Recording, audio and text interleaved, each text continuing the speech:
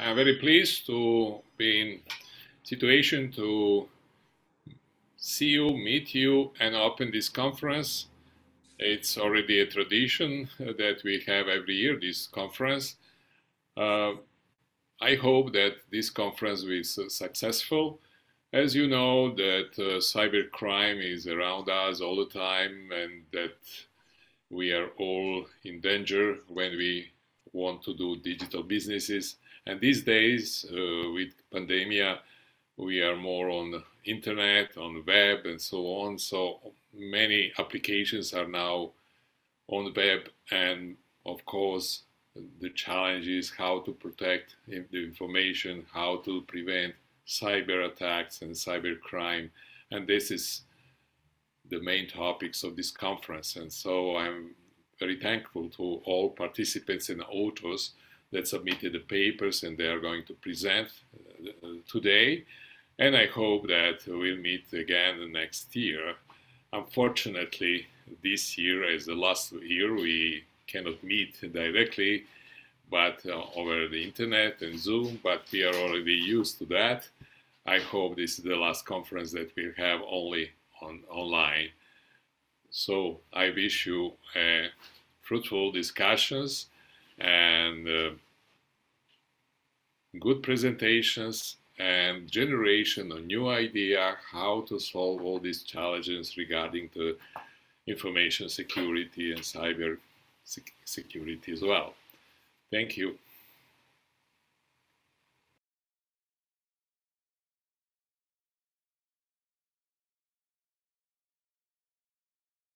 At the beginning, I want to thank for the organizers to inviting me and to say to my dear colleagues, organizers and guests that I'm honored to be a part of the BISEC conference in 2021. This is the first time that I'm here as a keynote speaker, so at the very beginning, I would like to share with you a few words about my professional engagement to explain better my interest in a complex and multidimensional topics, which brings together law, business, and digitalized data, because this topic is not, this kind of topic that is included in other researchers in this. I observe and analyze the agenda, but and this research could potentially open more questions than give the answers within.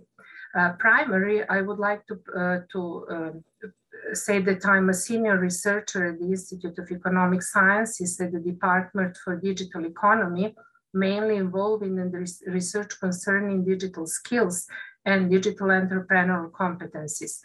Within the Institute, I lead the Data Center Serbia for Social Sciences, which is national research infrastructure for managing and archiving data, primary research data. And we are dealing with many topics related to data management, and one of them is protection of respondents' privacy. Additionally, in the last 4 years as a market and data analyst, I'm engaged in an international company, Horvat HTL, where HTL stands for Hotel, Tourism and Leisure. Well, with all these positions, during the last 10 years dealing with data in science and business, I realized the importance of personal data protection, especially after General Data Protection Regulation, or GDPR, came into force in European Union and encouraged domestic legislation to follow. The combination of different points of view opened for me exciting question.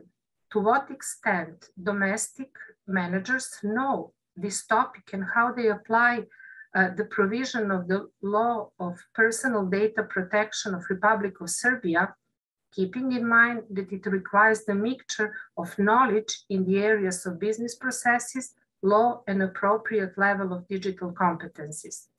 As a result, I decided to explore this topic primarily in order to raise an awareness of the subject, and in this conference among the IT specialists, which could potentially and hopefully lead to spillover in the business sector. I just want to share one more note that I will dominantly present my research within the content of the slides because of it's the safest way to stick in the time frame, and I have only 25 minutes.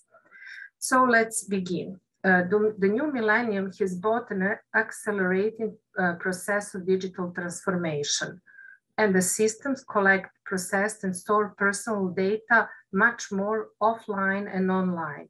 COVID-19 pandemic has increased the need for virtual presence to avoid personal contacts, which led to further escalation in the volume of collected personal data.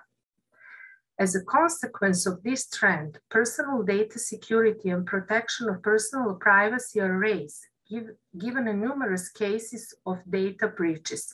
And I will just I will just put two examples of data breaches. First one is a breach when British Airways had to pay 26 million US dollars because they exposed 400,000 customers to a risk, but also to Marriott Hotels chain with a fine of 25.3 million US dollars that put in danger 399 million guests globally, which is huge. I will just put focus on the second breach because it's the topic of the paper. And as a result of the hacker attack, due to lack of proper safeguard, the client's contact details were compromised, including their names, email addresses, telephone numbers, information about arrival and departures, VIP status, and the number of loyalty programs. As you can see, in this data, there's a lack of personal document and the number of payment cards. And the fine was, despite that, 25.3 million US dollars. Marriott Hotels chain explained that the merger with Starwood Hotels was the main cause of the above-mentioned situation. So due to the high risk to which hotels are exposed as business entities and users of hotel services, their guests who provide them with their personal data, there is a need for deeper analysis of this topic in domestic business environment. For that reason, the subject of this paper is the hotel industry in Serbia and its procedures regarding personal data in line with our domestic legislation. So this paper aims to analyze empirical data to determine whether hotel management in Serbia respect its guests' data privacy by following legal regulations. But first, we are starting with some facts and figures regarding data breaches, where a tremendous amount of data is collected, processed, and shared in just one day on a different basis. Data ubiquitously, massively collected online, and enable much better connectivity. So in this figure, we can see the trend between in period 2010 and 2025 for volume of data / information created, captured, copied, and consumed worldwide in that period measured by zettabytes. But I just want to point out that the data from 2010 and until 2017 are based upon the evidence, while the data in this graphic from 2018 to 2025 are based on the projection. Despite of that, the compound annual gross rate of the volume, increase of the volume in observed period is 35%, which is huge. But also we will have to note that these projections do not include COVID pandemic and raise of the volume of data and information as a consequence of that. Negative phenomena are, if we have some idea about the volume and the raise of the data. And now we have to be aware of the negative phenomena that are also present in this area, and the most devastating are breaches. And with the rapid expansion of data volume, including personal data, they are also in rise, which is expected because, it's a high correlation between the volume of data and data breaches. So Privacy Rights Clearinghouse define a data breach as a security evaluation in which sensitive, protected, or confidential data is copied, transmitted, viewed, stolen, or used by unauthorized individual, and they distinguish hacking, theft of credit or debit card numbers, lost, discarded or stolen document or devices, and mishandled sensitive information.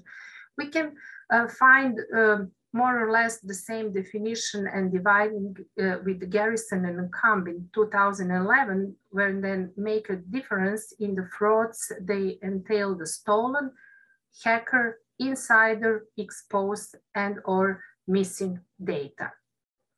And now we can some facts and figures about data breaches based on the research of Imajuchi and his colleagues in 2019. They published the paper where they present the distribution of different types of data breaches in United States, Asia, and Europe in period 2005 and 2019. And we can see that the being hacked by someone or infected by malware is a type of data breach is making 1/3 of all data breaches. And the physical loss, lost or stolen portable devices, and unattended disclosure of data, like sending an email to the wrong person, are also in the top 4 breaches.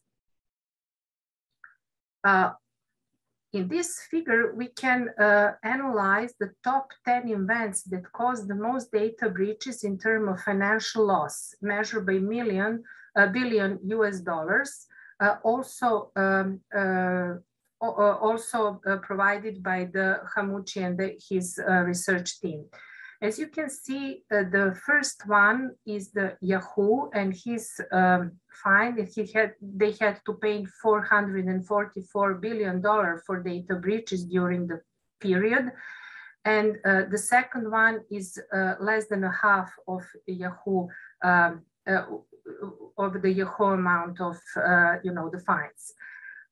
But it is interesting that the Marriott hotel chain and and their problems with the data put them in the first 10 events that cause the most data breaches.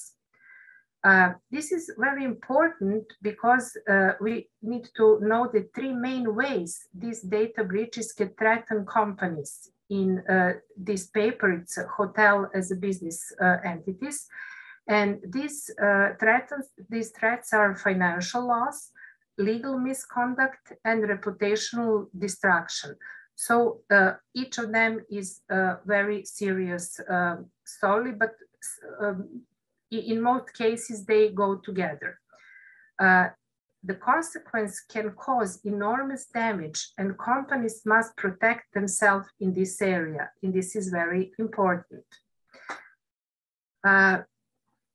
If we put a focus on data privacy risks in the hotel sector, we could rely on the PwC report from 2016 because they conducted research, few major points, and put some few major points when it comes to data privacy in the hotel sector.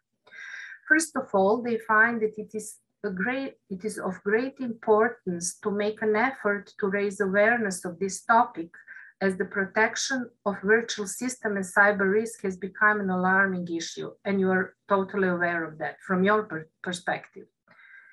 Existing experience shows that the weakest security point for hotels is data manipulating regarding payment cards, which is expected because it is correlating with money and fund transfer.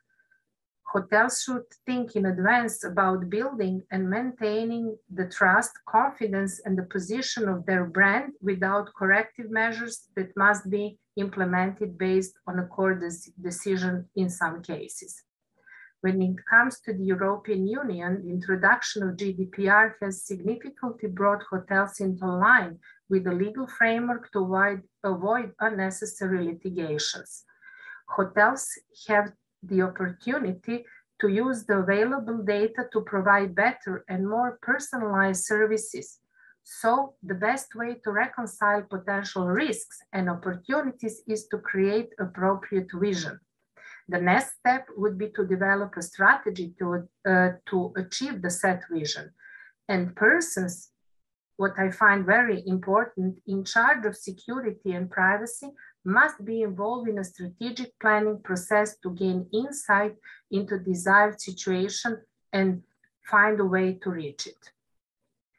When we put focus on legal framework, I find that UNCTAD keep records about it, and during my research in this year, I found that globally most countries have laws on personal data protection at some stage. Namely, 66 of countries have legislation, 10% have draft legislation, 90% are without legislation, and I name these countries probably for your personal sake, because if you are visiting these countries and staying in their hotels, you put your data in danger because they don't have any legislation about personal data protections. And these countries are Libya, Egypt, Sudan, Ethiopia, Cameroon, Afghanistan, Bangladesh, Sri Lanka, Thailand, and few more. And finally, 5% countries reported that they don't have data. Bearing in mind that domestic legislation in this area predominantly relies on EU regulation, my key starting point of analysis for this paper was the GDPR, applicable of May in 2018. GDPR actually returned power to customers and forced business system to be transparent regarding collecting, storing, and sharing personal data and relating important information about their customers and employees.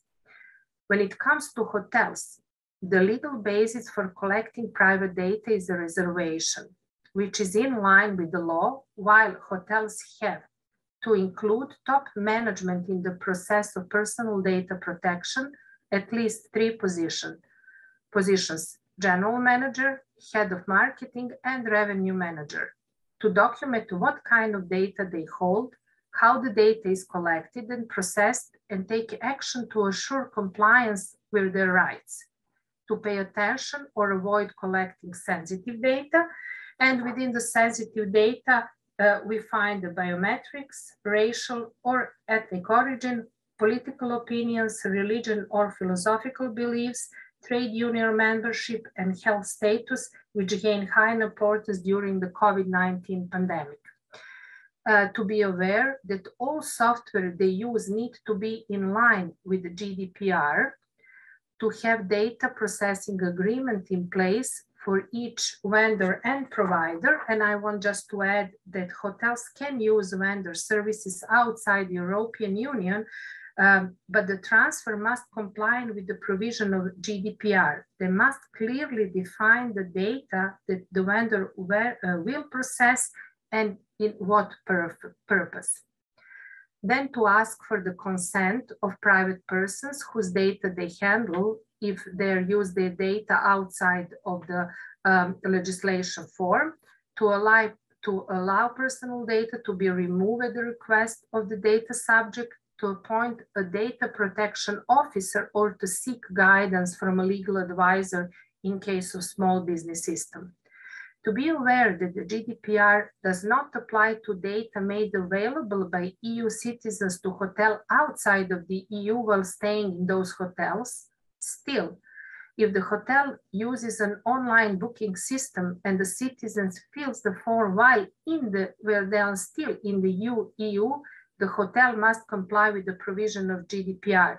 And I just will want to add that if a small hotel in Belgrade have online booking system and someone from, for instance, France, book the room while they're still in France, and if that hotel have a problem with data and have data breach, it will be charged by the GDPR and not by our local regulation and local law. And this kind of fines can even close the small hotels, so they need to be aware of that. Regarding our domestic legal framework, in November 2018, Serbia adopted the law on personal data protection, which came into force in August 2019. And I just want to add that after 2 years of application at the Tribune titled How Secure is the Personal Data in Your Company, held this year in June, it was concluded that the law of personal data protection of Republic of Serbia is not clear enough to those for whom it is intended, as well as to those who handle data. Insufficient understanding creates the ample space for errors and omissions in data handling and processing, which endangers both citizens and business to which the law applies. And now I would put a focus on Serbian hotels and empirical evidence that I find about this subject. First of all, tourism became very, how can I say, important business sector in Serbia. And we can witness the sharp increase in accommodation capacity in recent years. And in this figure, you can see the situation with the accommodation capacity between 2014 and 2020. And this is the number of hotels, predominantly including Garni hotels. And the trend is for each year, it's, an uptrend, except in 2017 with slightly correction for 2 hotels, 2 establishments.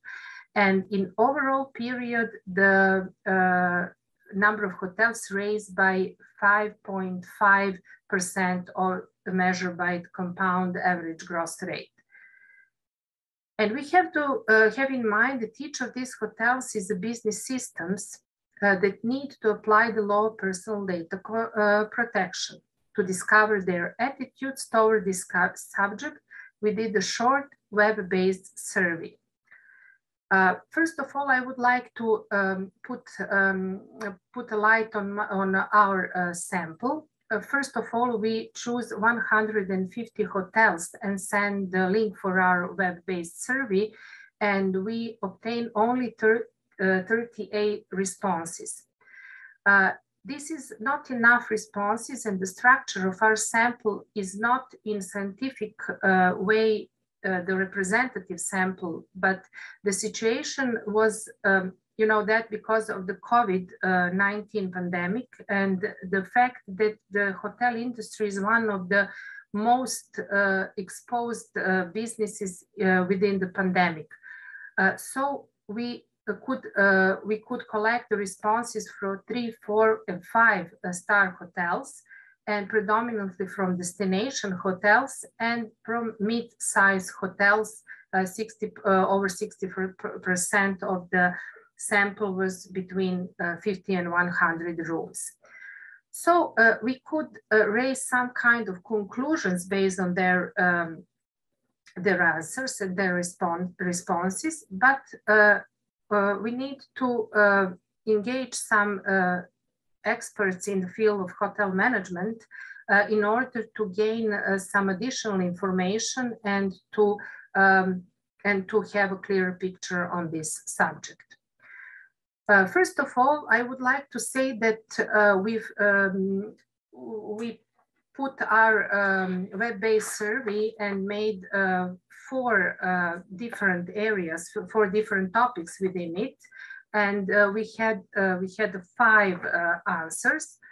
First of all, first part is introduction of new acts and procedures, and we ask our hotel managers, has the beginning of implementation of the law on personal data protection in Serbia affect the change in procedures for collecting and storing your guests' and employees' personal data? But the guests' data are the most important for this research. Well, 91% of hotels in our sample introduce changes while others are exposed to a much higher risk and endangering the privacy of their guests and employees. The second part covers the privacy policy, and we ask them, have you adopted privacy policy as a legal act? And do you offer it publicly available on your hotel website? 85% of the hotels in our sample have a privacy policy as a legal act, and among them, only 69% have the publicly available on the internet. I put only because if we put in a perspective that this is not, the representative sample, and we have 80% hotels with a privacy policy, 70% with public availability is not, the high percent. The third part of the survey covered the consent, because hotels have the right to collect the data if it's lawful, but if they plan to use the data outside of the legal ground for advertising, loyalty programs, web cookies, or something similar, they must obtain consent from their guests. They cannot use the same data from, outside of the law, what law said. And only 70% of the hotels in our sample provide consent for their guests. The fourth segment of our survey was a data protection officer, we asked them, have you designated a person to protect your personal information? And only, and this is just only, 46 of the respondents confirmed that the management appoints data protection officer in just few cases, or legal consultant or advisor in other cases. And based on these answers and the insight of the situation in our hotel industry, we could raise some conclusions. First of all, the subject of personal data protection is highly sensitive, bearing in mind the possible consequences. The policymakers have recognized this threat, and in the last 20 years, most countries have adopted and then improved the legislation in this area. And the Serbian law is highly aligned with the EU regulation GDPR and has, the space for improvement. And when it comes to a hotel in Serbia, we find a high awareness, at least in our sample, of the need to adjust existing procedures to manipulate the personal data of guests and employees. But based on interview with the hotel manager experts, we gain an insight that these changes are more formal than essential, because hotel managers aim only to meet legal requirements without serious risk analysis as a basis of tailored data flow document for their hotels. Also, most hotels have drawn up a privacy policy, the basic document that communicate with the persons whose data they process. But these documents are more or less standardized, which is a consequence of the engagement of the same legal advisors specializing in personal data protection in Serbia in that area. For that reason, we would like to share some recommendations. First of all, scientific community should raise the awareness of this subject through multidisciplinary research, connecting at least legal specialists, IT specialists and data specialists, and specialists for business processing, regardless of the sector. I put in focus hotel sector, but I think that in other sectors, the situation is more or less the same, but I will need to put my research there to claim that. Then the policymakers should make additional efforts in order to overcome the perceived doubts and improve domestic legislation. And finally, the non-formal education system should provide adequate and continuous training to managers in the hotel industry.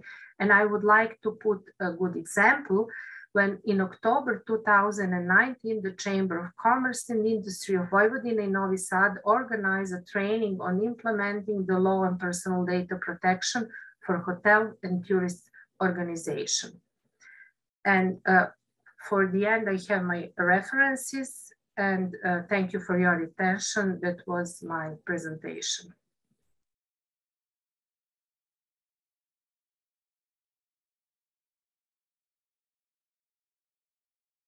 I will talk you about my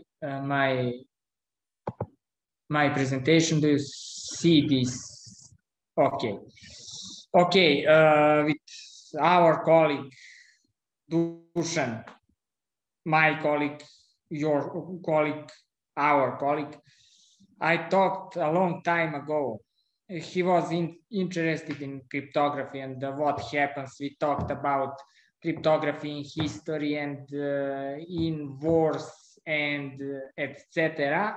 And we all wanted to create something, some cryptographic algorithm, good, more or less, but to hide messages, to find safe messages, to send safe messages. And we published some papers, conference papers in journal, one journal, home journal in Serbia, Military Medical Courier. And this presentation will be some preferment of this our first journal published paper.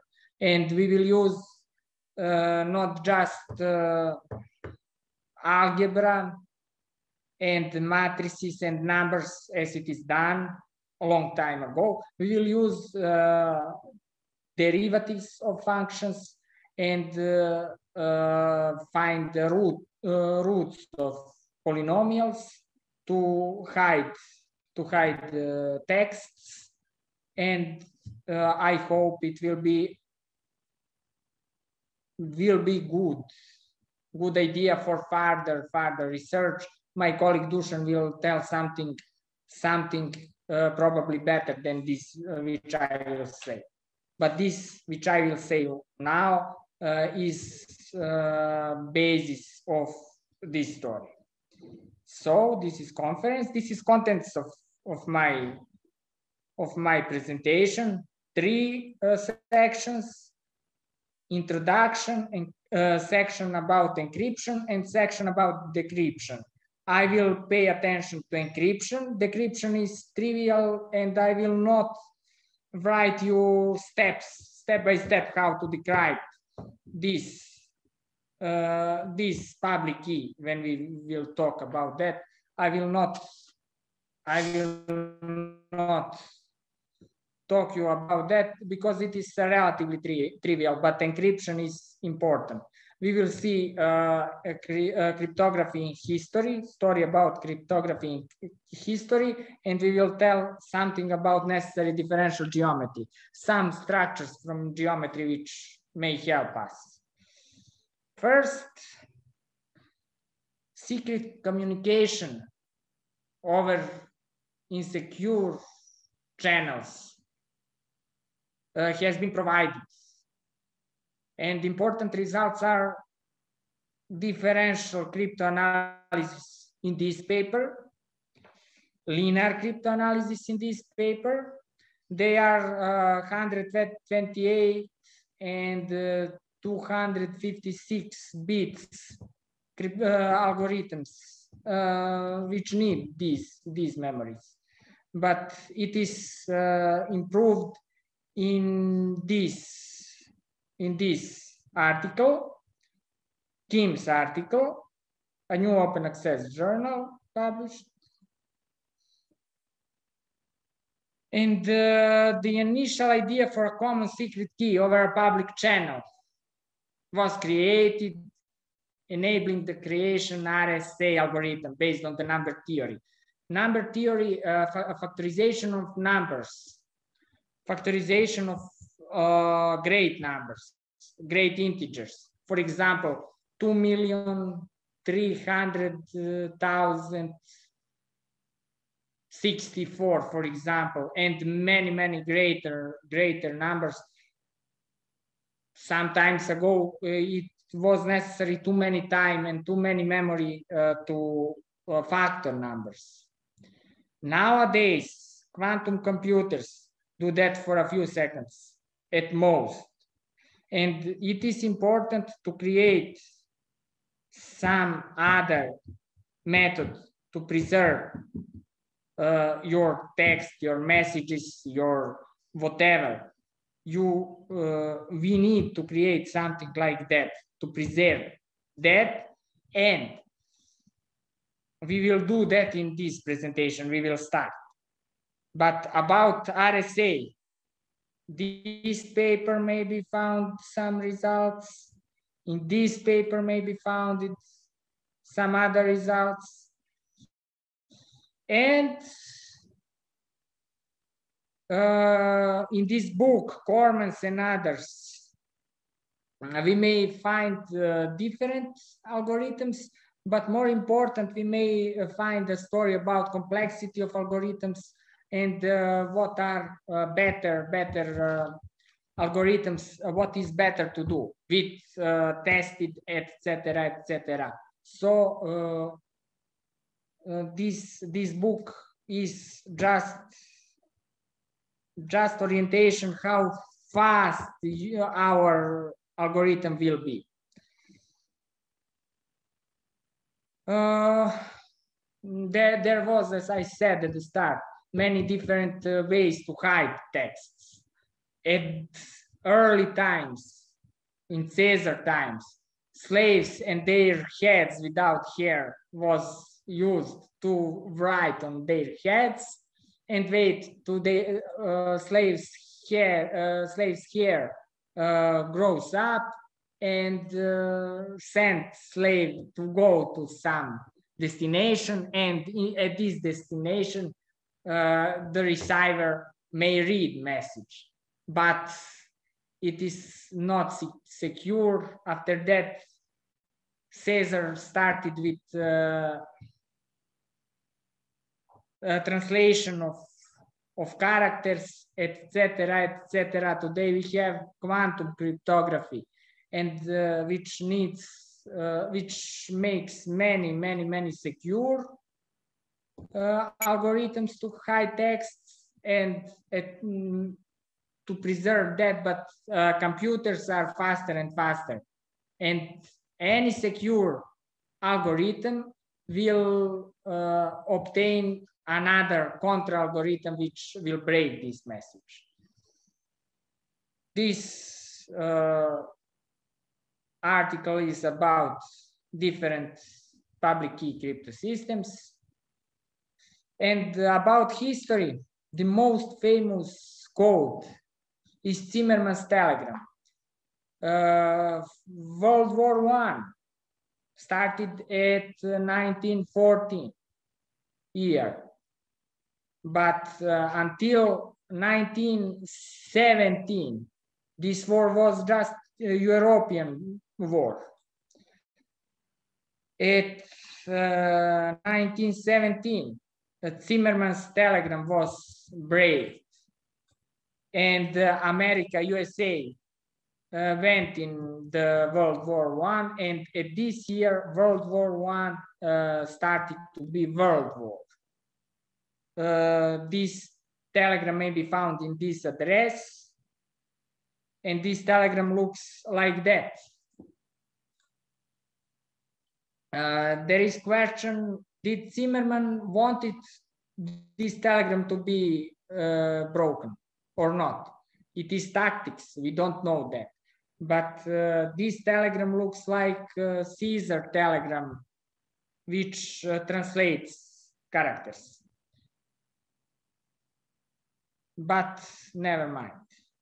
Now we will tell something about differential geometry. It is my primary subject of research, but I may apply it in many disciplines, other disciplines. In this book, we may find details about differential geometry without torsion. In this book and many other articles, we may read about differential geometry with torsion, but in this presentation, we will stay focused on differential geometry without torsion. Torsion is another complication, and that will be applied in later research. N-dimensional manifold, Mn, equipped with metric tensor Gij, such that Gij is equal to Gji, is Riemannian space. Gij are functions. We assume that this matrix is regular. It is this determinant is different of 0. We don't need contravariant components of metric tensors, but I will tell just as an example.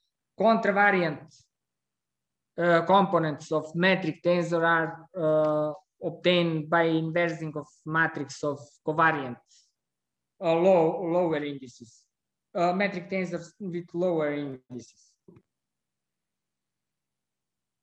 If metric tensor, covariant metric tensor, is expressed, components are expressed as functions of one variable, we will call it time.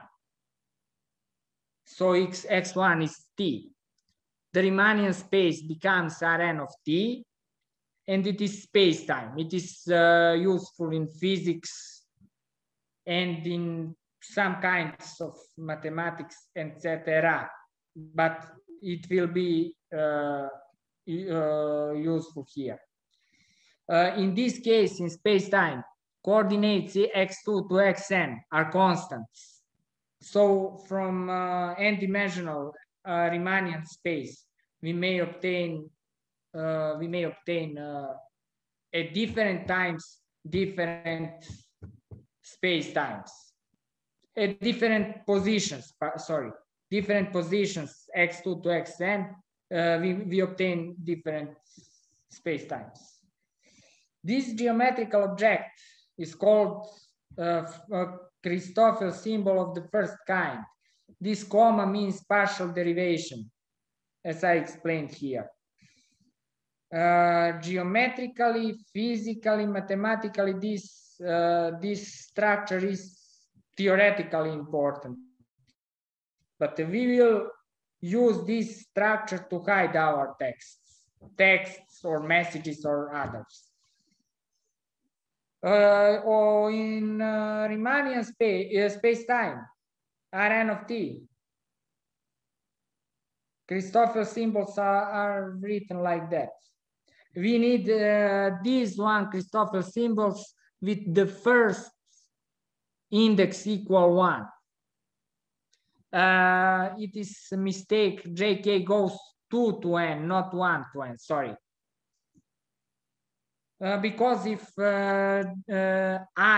j is equal 1, the Christoffel symbol is 0. For this reason, I would like to be from 2 to 1. If we know Christoffel symbols of space-time, we may obtain what are metric tensors. Integration in this way, or in this way. This Cij, it is constant. When I say constant, it may be a function, but independent of t. But assume it is constant.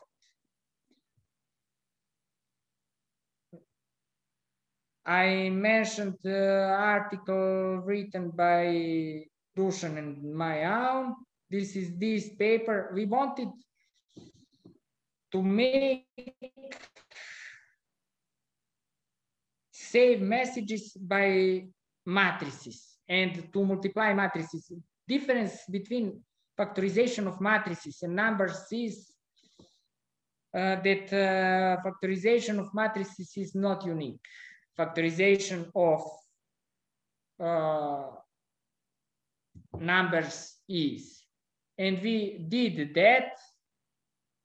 I will not read you details, but any character is encrypted, initially encrypted by pair of numbers, pair of integers. This pair of integers was hidden with another pair of integers. We needed different variables to make matrix valued functions, and we have hidden encrypted pairs by functions, polynomial functions, and we multiplied matrices by other matrices, subtracted some other matrix, and obtained public key, which is we hoped very high to be broken. This algorithm, I said, unlike integers, matrices and matrix valued functions cannot be factored uniquely. And it is first a good side of this, our motivation algorithm. In this algorithm, we will see later, this methodology of encryption will be used here, of hiding will be used here, not same, two same characters have been commonly hidden by different pairs of integers. And you cannot look which sentence is more frequent in some language.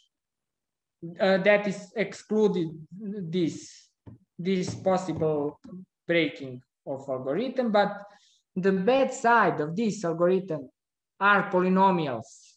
When you work with polynomials,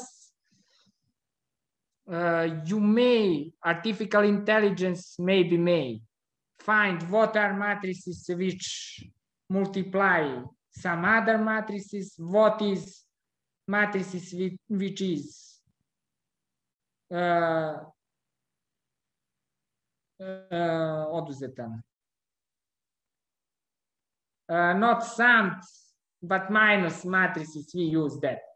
You may find that because integer roots of these polynomials are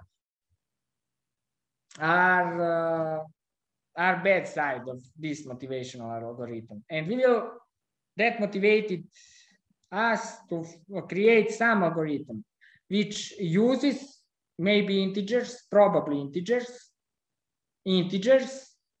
but when you find derivatives and find Christoffel symbols, it will be hard to break this code, this public key. The dimension of space-time Rn is enough large. We need for private key to have some array A composed of m rows, but in any row we don't have the same number of elements.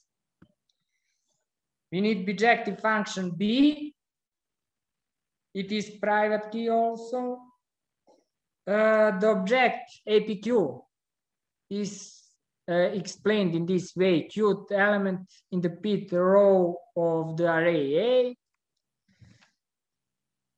and the position PQ character of array is transformed to the pair UV in this way.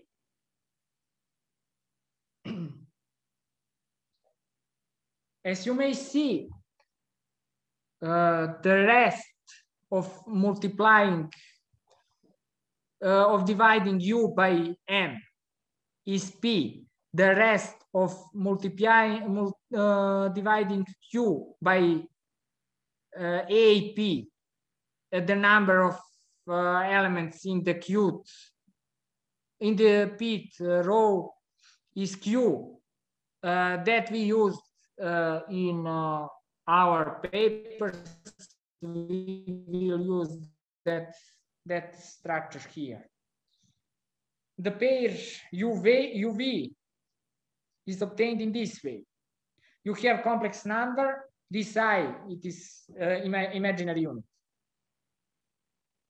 For any character, K1, for example, in text which we want to hide, complex number PK plus IQK hides it.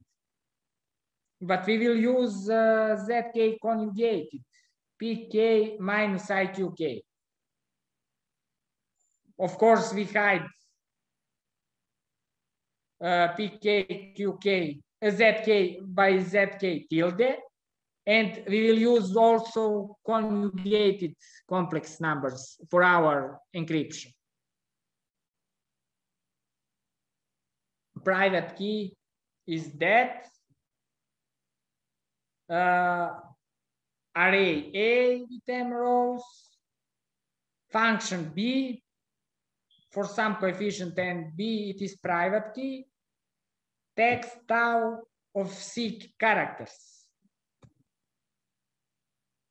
The first step, kth character for any of k goes 1 to C, any k character transformed to PKQK pair. What is row and what is column in the row, as I explained above. After that, we hide this PKQK by UKVK in this way. This pair we hide with the polynomial PK. The roots of this polynomial are UKVK, UK plus EVK and UK minus EVK. For this reason, we have used conjugated complex numbers. Because characters in text are ordered, we need ordered set P1 to PC, CR numbers of characters. But we need some other polynomials to create square matrix of dimension n times n. Given in the step E5, in this way, the roots of this polynomial are RC plus U and SC plus U. RC plus U and SC plus U may be whatever, but it is the best to be integers. We complement the set pi to the ordered set pi star with polynomials pi tilde, before, between, and after the polynomials pk. This set pi star is this set, ordered set. After that, we create square matrix Hij.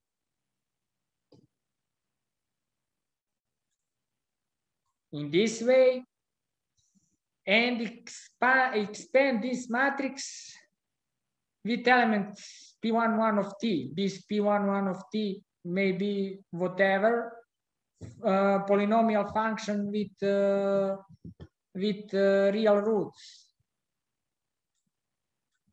In this way, and zeros, it is left upper angle of matrix is P11, and zeros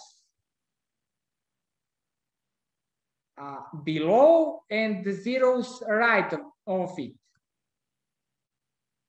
After that, we obtain Christoffel symbols, but with first component equals 1. We obtain matrix of Christoffel symbols. There are zeros in column before and in a row before, but I selected just that, from 2 to 1. For this reason, I said JK go to from 2 to 1 to n, not from 1 to n.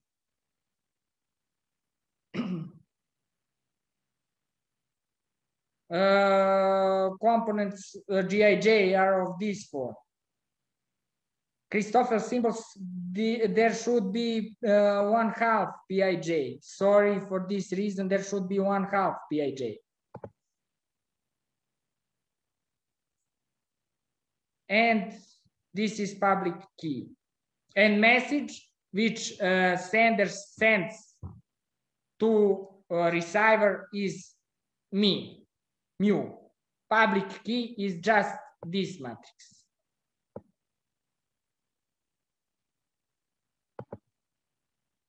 And from this matrix, as I explained above, and when we know this Qij, we may obtain what are text, what are polynomials P star, and read text.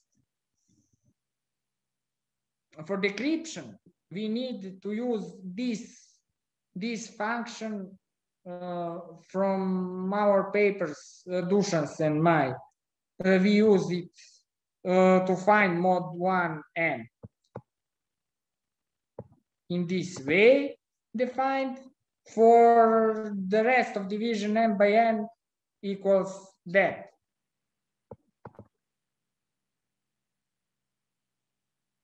For the component, this component of metric tensor G, I have gamma 1ij is that. This is 1/2, which I said it is forgot. It was forgot above. We have it is that. B, and in this way, we decrypted it, we obtained Gij. And steps are very relatively simple. And thank you very much. I hope it was interesting. There are many other applications of this algorithm. It may be used anywhere, but it is not story for this presentation. Thank you again.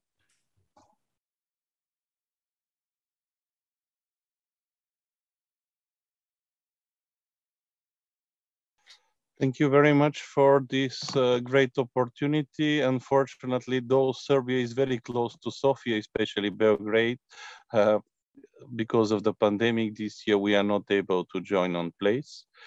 So congratulations that though the difficulties, you managed to organize the event this year. The topic of my presentation is related to the future of artificial intelligence, potential malicious use, because no one knows for the moment what exactly will happen, but we'll try to make some forecasts and merge our knowledge with some modeling and mathematics, and you'll see the idea. So what's the point? Basically, we, with the digital technologies, are nowadays creating a new ecosystem of human and machines that together with the intellect are creating a new hybrid mixture that is actually drawing numerous social disambiguities within different I'm sorry, Professor Minchev, we just see your Outlook, PowerPoint screen. We don't see the actual presentation. We just see the first. Now? Yes, now it's okay. Thank you. Okay, thank you. So technologies, you never know when they are smart or not, and they are in favor of you. So within different areas, the digital transformation, according to the European digital agenda towards 2030, we are ranging from political to economical, research, technological, and many other social transformation areas. But from technological perspective, it's all about new services and infrastructure that are related to establishing new knowledge and new level of interaction between human and technologies. And of course, the external environment, which for the moment is quite ambiguous, but because we are not quite sure what will be there and what is not going to be there. So, but where we are going. So 2019, we published a book that is trying to have a look towards 2033. But the study does not implement in high potential risk the problems with external environment, for example, the nowadays pandemic. And this is a new study since last year that is really almost 98% successful, but it's for a year, and it was claiming towards what will happen since the technological progress is appearing with new plausible and implausible scenarios. But talking in the broader context, it's all about new services and new jobs and new possibilities. And here we have some videos, but I'm not sure that it will be possible to demonstrate the whole, because the idea is to have, I think now it's visible, the idea is to have both utopian and dystopian implementation. And dystopian we take from Netflix movie about robots, that robots are discussing that people are quite stupid, and this is really should not be the good scenario about the future. But going more in the details about the post-informational age, we have to handle successfully the situation. And one of these potential possibilities is to talk about the future society that is implementing technologies in the right way, making our reality more smart and more accommodating us. And the other one is the dystopian one about society that is creating technologies that are going to fight with us, though they are created by us. And in between is the technology that is merging both people and machines in a way that try to foresee the potential of this transformation, trying to establish a new, more resilient, or at least agile society for the future. But from personal perspective, as we now notice more than 2 years about implementing a faster digital transformation due to the pandemic, there is a lot of attention deficit, especially from the e-learning perspective, a lots of digital dimension, changing this overflooding problems. So it's not that much only positive. And within this context, we are implementing morphological analysis with more than 60 countries spread around the world with our initiative Securing Digital Future. And this is the result, one metrics that we are starting for establishing our explorational landscape. So here you have different dimensions that we call transcends as a whole. These are drivers, risks, threats, challenges, opportunities, divides, and uncertainties. And we have enumerated here a few alternatives of each of the dimensions. And only with these small metrics, you have more than 100,000 scenarios. And what is important that since the new appearance of unexpected events, we added those that were not that much probabilistically evaluated as important, but implausible futures. And within this, you have about 5,000 plausible scenario set and more than 95,000 implausible that we do believe that are very much important. But this hypercube of the scenario combinations is just the beginning. And for example, here you see in light blue one of the potential scenarios that is, for example, fostering innovations towards future singularity, privacy transformation, smart cyber society, human-machine deeper symbiosis, machine domination as a potential divider, and artificial intelligence self-limitation. But this is just one of these 100,000 scenarios. So we go deeper, creating system models and using causality in the model. And at the end, you have kind of assessment that is trying to address a very much simplified system about critical and non-critical risk entities. And for example, here you notice that number 9, hybrid wars, this means machine and humans wars, are going to be critical, but as you notice, they are in light gray. This means that they are going to be governed by someone, and for the moment, within the next 15 years, we do believe that it will be still human intelligence or assisted human intelligence with some machines.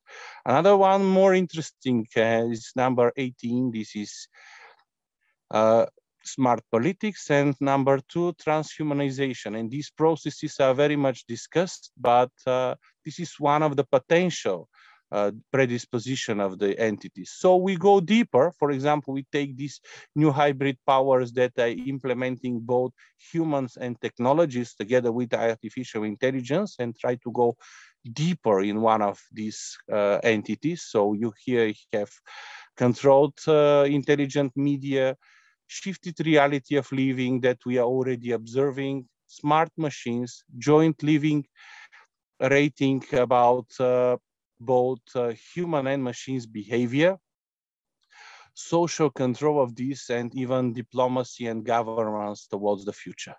And this is just an illustration because the number of potential combination is related to the number of potential scenarios that we have in the morphological analysis.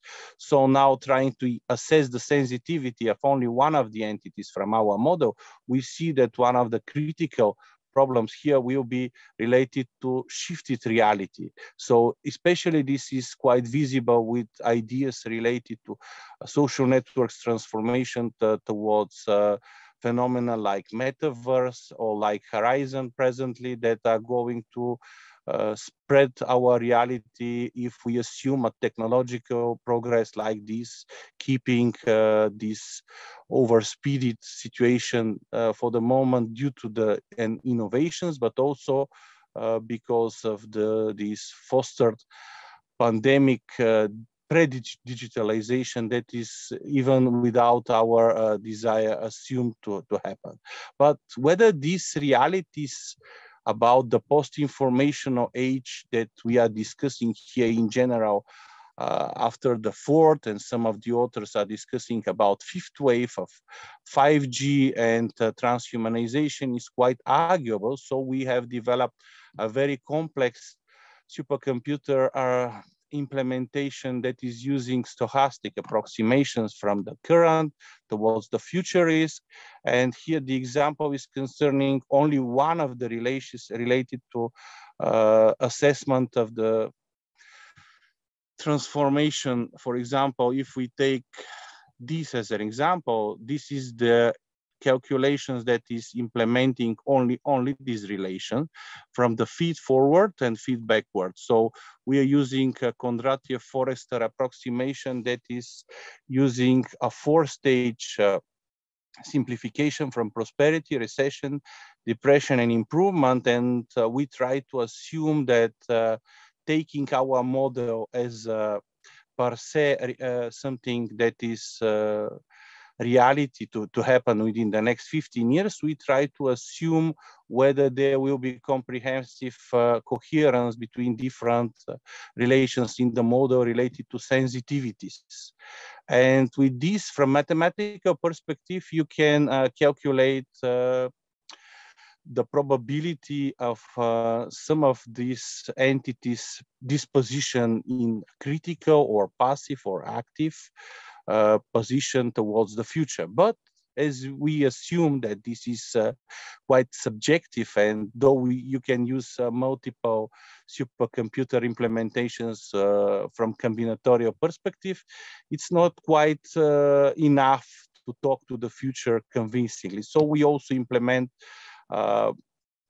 these mixed reality implementation assessments that are using human factor volunteers to judge their feedbacks from different biometrics related to brain or to galvanic response, skin responses, and this is creating something that is really upcoming towards the future. So you are able to interact with the environment, but in a controlled manner, and we are following your feedbacks. And with this, in a way, you can assume, for example, these transition phases in advance with some probability, of course. So at the end, of course, we had some expert discussion and statistics. So these are very new things that we organized this year. And finally, you get this kind of aggregated assessment that is taking from one side the machine simulations on a supercomputer base and the human beliefs, and we try to make a fusion at the end. So with this prognosis, I can claim that for 5 years, we have really good coincidence, about 80% before the pandemic. But with the pandemic, we didn't add this implausible scenario. So in a way, we didn't forecast this as a very much probabilistic scenario. So we now add this implausible scenario sets. And as you may notice, for example, here the regulation issues about the autonomous systems are not that much prioritized from the machine perspective, whether humans do believe that they'll be quite important. Another example here that is, for example, quite interesting is related to AI government that has a preference from the machines, and it's not preferred by the humans towards the next 15 years to appear. It's also related, quite different from the smart politics, that machines don't believe that they will be too much convinced towards our subject matter experts that were interviewed and some of the measurements about scenarios.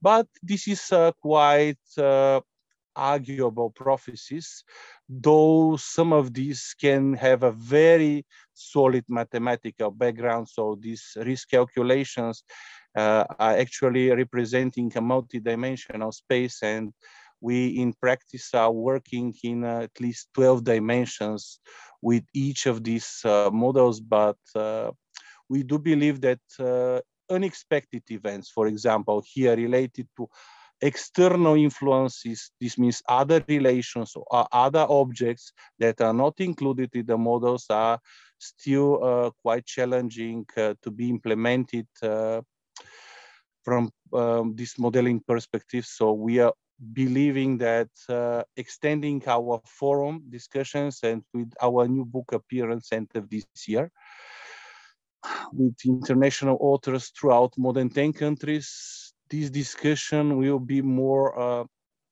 reasonable. This means that joining human and machine evolutionary intellect will help us to solve this very much complex and challenging task towards artificial intelligence evolution, because scenarios like Skynet that are coming for the moment from sci-fi genre are going to appear for sure, and it's our obligation as a research institution to give a hint to the political bodies and to the society to be prepared with them. So this hybridization about human and machines, hopefully to be handled successful towards the future. Thank you for your attention. And if you have any comments or remarks, either questions, please feel free to ask.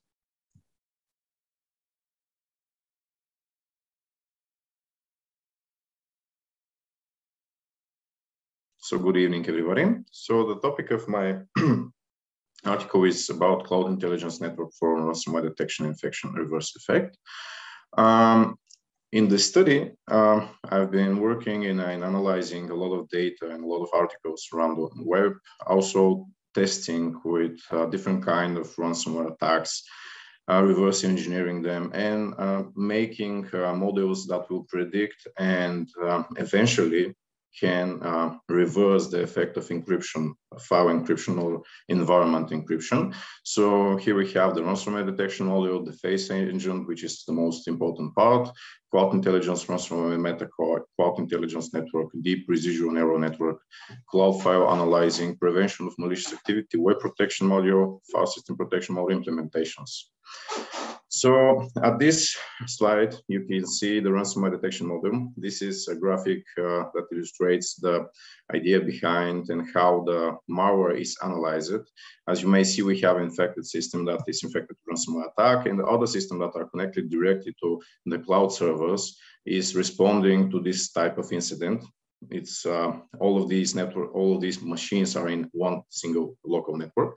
And when the event is detected and the system was infected and there are possibility of ransomware encryption, the cloud security servers respond to this incident and automatically send metadata with instructions to the other endpoints so they can protect from this new kind of threat that is targeting the system. So here we have the cloud running reputation system, which is the module that exchanges the data between the endpoints and calculate the best way to disinfect or defend the networks if this event happens. So here we have the defense agent. This defense agent is working on the machine, the endpoint machine, and it has defense module, which are used by monitoring system, which is using Yara rules, which are the most common model of detecting malware and ransomware in the world at this moment. We have web protection module. We have the deep residual neural network. We have the cloud file analyze module. We have monitoring events of creation, deletion, rename, replace, and also file monitoring, file P structure changes and monitoring. In this module, the idea behind it is to analyze in real time from the step one that is using deep residual network. And if there is no sign of malware threat, to check if this file is available on the Yara rules or even on the machine behavior monitoring system. And the web protection module actually used to reverse engineer the entire web connection from the file that is potentially unwanted or ransomware if it's determined by the system that is ransomware. So it can sniff the entire traffic through the endpoint to the remote server. Doesn't mean it's going to be from dark web or it's going to be dedicated server somewhere in the world. This module tries to decrypt this data and to recover if there is an encryption key that is going to be sent to the remote server, which is the idea of this topic. Next, we have Cloud Intelligence Network Metacore. This is the engine that reports the incident, or if there is an intruder. Behind intruder, we mean ransomware attack or even malware. We have Cloud Intelligence Network connection, which is the connection that is provided to the entire cloud servers, power management during attack. This, the idea of this is to report the incident if there is any kind of suspicious behavior during normal workload on the endpoint system. And then if the incident rise to intruder that the ransomware is infect the system starts power system management module, which is allowing the system to use much more power from the system resources for defending itself and analyzing much faster the ransomware sample and send it to the cloud server so the other endpoints will be protected. Okay, we have the Cloud Intelligence Network. This module provides a recovery from damaged data. The idea behind this module and the way it's work is using signature detection module, using again the Yara rules. And with this engine, if we have the knowledge, the data from the machine learning algorithm, from decryption from a previous ransomware attack, if it's maybe generic or it's maybe the same ransomware that hits another in another local network somewhere in the world, the system communicates with the Cloud Intelligence Network and can get rapid response from the cloud network and get the idea how to decrypt the files or how to recover the files if they were encrypted by the ransomware. So this module is the main benefit of this this article, because most of the ransomware engines that I was working on previously were by detecting the ransomware activity and describe it as a ransomware or it's not. At this module, we can recover this encrypted data if the ransomware hit this entire network or hit the single endpoint. Next, we have the deep residual neural network. This is the neural network, how it works. We have infected file. which is installing on the system DOR files, which are decompiled and extracted from, and we have the future extraction for the API calls from all of these files that were generated by the malware or even the ransomware. Then the entire data goes to the neural network training, which is located on some simple level on the system endpoint of the user and in the cloud service, because the system endpoint cannot focus that much resources to determine if this file is ransomware or not. And here we have the training model, which is using pattern tracking data that are stored and collected in the system of the endpoint machine, which is going through deep residual network to determine if this file is actually malicious or not. And if it's just going to get rapid response for disinfection, deletion, quarantine this file, or remove it from the system and blocking the internet connection that is trying to access the remote server. Next, we have the cloud file analyzing. Here we have the opportunity of uploading unknown files for analyzing. This is the most common type of malware analyzing in the cybersecurity industry, because we have honeypots that are working all around our systems. If you install any kind of antivirus software, your system becomes a honeypot, and this file system, this antivirus system, monitoring your entire environment and the way you work, your footprint, your partners working over the web, and can get extracted data from how you think, how you work, what with you work, and the files and the data that you work. By uploading it, you have the choice to choose if you want to upload the file or extract metadata and file P structure data to the server, because some companies or some environments don't allow to send files to remote servers because of privacy policies or security policies. Next, we have creation of a file P map. And this way we can analyze the file P structure on a faster way, because uploading a file takes time, because every file has a different size. And if the endpoint administrator wants to upload it, it will take some time. But here we have the file P map, which is a little bit, not little bit, more shorter in storage and space that is cost to transfer to the remote server. And it's also not that bad way to analyze unknown files. Then we have the creation of a file map and upload it for analysis. Here we use the complex of extracting data from the file, headers, hex file, binaries, and upload them to the remote cloud file analyzing server.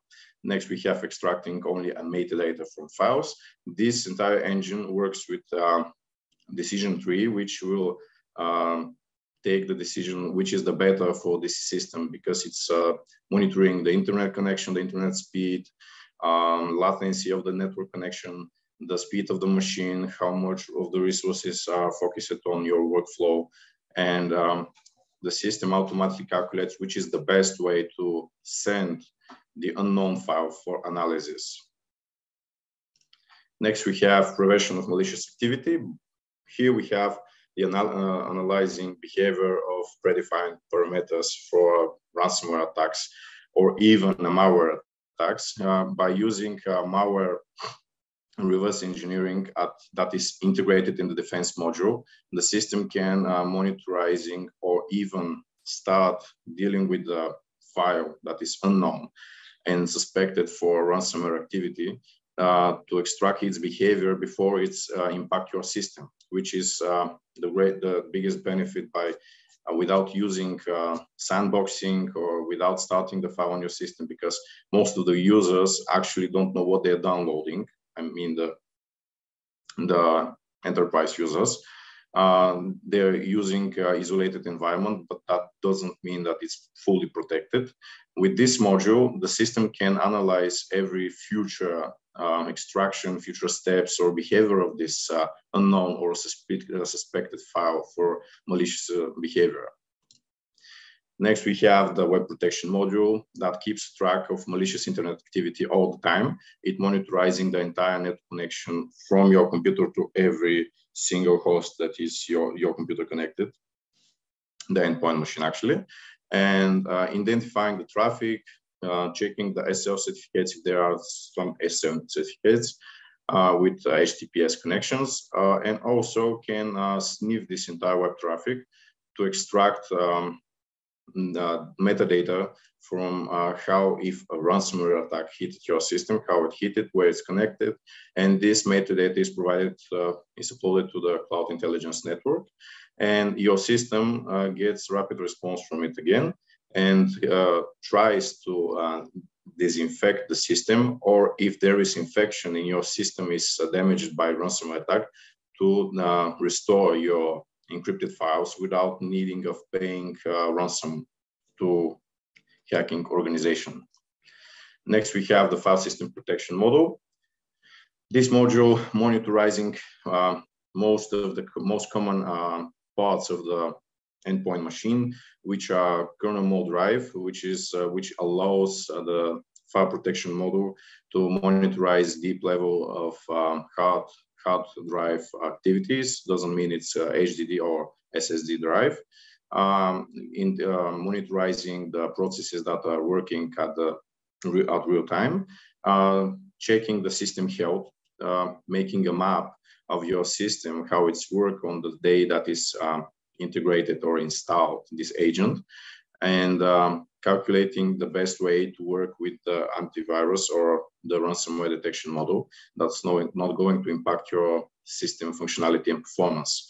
Next, we have the cloud file analyzing module, deep residual network, which is loaded with a module to detect ransomware, but we talk that it's on the endpoint machine, and the deep residual network module is with the most common type of malware attacks and malware behaviors and extracted data from them. And at this stage, we're working on improving this module, making it more faster, using much more data on the endpoint machine. And here we have some benchmark results. For this testing, I was using 10,000 ransomware samples. Here we have Loki ransomware, WannaCry, RayEvil, TeslaCrypt, Petty ransomware, CryptoLocker, and Crisis. By detected, we're using entire defense module to determine if there is a ransomware infection or a ransomware attack under the system, and can block it before the ransomware impacts the system.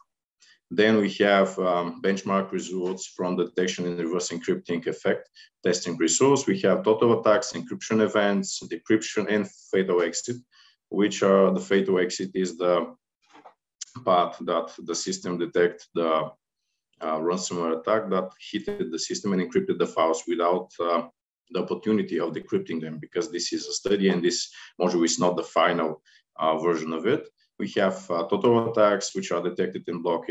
We have encryption events. You may see that the encryption event started and the behavior monitoring module activates itself. The web protection module is also working for determining the key that is encrypted with these files. And we have the decryption of the files that were infected. So we have acknowledgements, and thank you for your attention.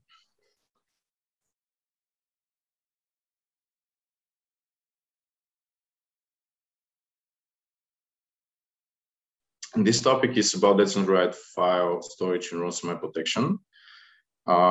So here we have the decentralized file storage ransomware protection, or DFSRP. We have the data access, portable data access, or data access data. We have the core model, we have reconnaissance, and we have data mapping, master host stack service, ransomware attack protection, and intruders. So the idea behind this decentralized file storage and ransomware protection is to provide the endpoint system minimal goal or minimal requirements for storing its data without using any kind of server machines, dedicated cloud storage, or even NAS servers, network attached storage, by exchanging data all over the local network, which data is encrypted and stored in the portable access data or paths. This is the structure of the portable access data. Here we have the file system, which is, we have many of them, 4 of them actually. We have endpoint PC system 1, 2, 3, and 4.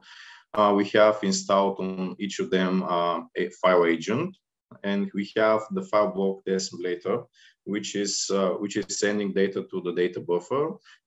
At this point, in each of these endpoint machines, we have this file sensor and the file exchange sensor, which is communicating with all around this local network with the machines in it.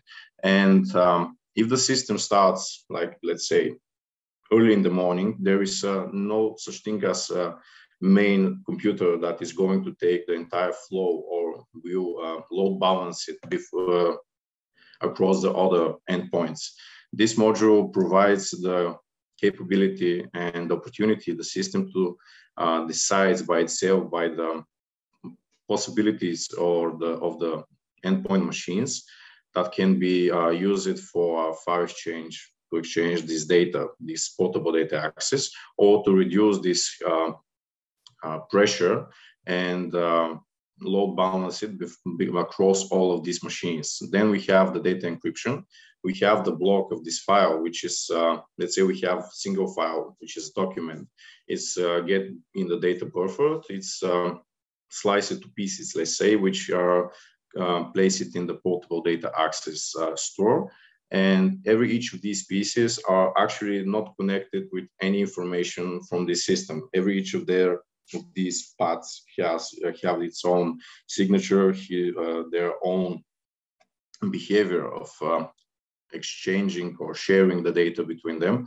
And the main idea is encrypting the data and using multiple encryption algorithms to provide maximum security and performance, because the main goal of this research is to provide with a new type or another type of exchanging data without having a risk of ransomware attack or even data losses, because each machine that is installed in this endpoint has its own identifier. And if any of this machine has some malicious activity or have some changes of its hardware assessment, and there is any kind of, let's say, intruder in the network, the system will not unlock or not provide this user, this intruder, with the access to the data.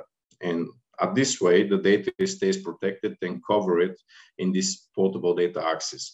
The most big part of the benefits of this file system is that if you remove one of the, let's say, 10 endpoints, you can still continue working with your own files, because the system have a machine learning module which provides data and exchange it between all of the endpoints, so the machine knows how to compile your file again. This way, you do not need to, let's say, transfer file A to endpoint machine B with using the full capacity of your network traffic for a single machine. On this way, you can load balance the entire traffic for all machines. And on this way, your system will not take that much pressure using the transfer of this data. Next, we have the core model. And the main core of the system is the decentralized storage and processing of the files and built-in on portable data access. We have local network monitoring sensor and PDA block. The main core of this system is using machine learning algorithm to determine, as I say, the way that machine works, the workflow that it can take, and also to, let's say, to use one of the most powerful machines as a main point or a buffer zone between all of the machine. And there is not such kind of machine in the system. The system goes to work with another way by using load balancing of this entire traffic of data. Next, we have the network level monitoring sensor. This is a kernel drive again, which is monitoring the entire local network and communicating with the entire main core. It knows exactly where your file is, but if you want to track your files at this stage, you cannot. Your file may be stored in on endpoint machine 1 or endpoint machine 2, but the storage that this machine have, the information that you have, it's, let's say, a fraction of your file, and it's useless even if you can decrypt the data. Next, we have the portable data access block, which is the main activity that is exchanging this data by encrypting it and sending it over the entire local network. Reconnaissance. During the reconnaissance of the system, the capture modules retains data and capturing the entire data that is working across your local network, and can take into account which percentage of code could be used from your system. After the portable data access created its own mapping of your entire system or the file that you want to share with the system, the main buffering zone, or if it's load balancing, exchange JSON metadata, which knows and determines where your file is located, where the fraction of your file is located. And when you want to access your file, to use your file, the system activates itself and compile the file on your system. You may see the name of the file, you may see the icon of your file, but the file by itself, without the agreement of the entire network, cannot be opened on your system, on the endpoint system, if there is any malicious activity. Next, we have the data mapping. The system knows exactly what you're doing, and on this way, you need to make the choice if you want to share your entire data from your entire hard drive, or let's say external hard drive. For the orders in the local network, we have the compressed file map, which is exchanged all across your network, and every endpoint sensor knows with this file map where is your file, how to decrypt it, how to respond if the file is larger than 10 megabytes, because 10 megabytes is the minimum, the optimal size of a file that can work without we have increasing of the power usage on the entire local network. Next, we have the file P structure, which is analyzed at real time of every single PDA and monitored by this data mapping module. If there is some kind of malicious activity, if there is, the system takes measurements to stop this activity by cutting off the connection of this system or cutting off the connection of the file. And on this way, if you have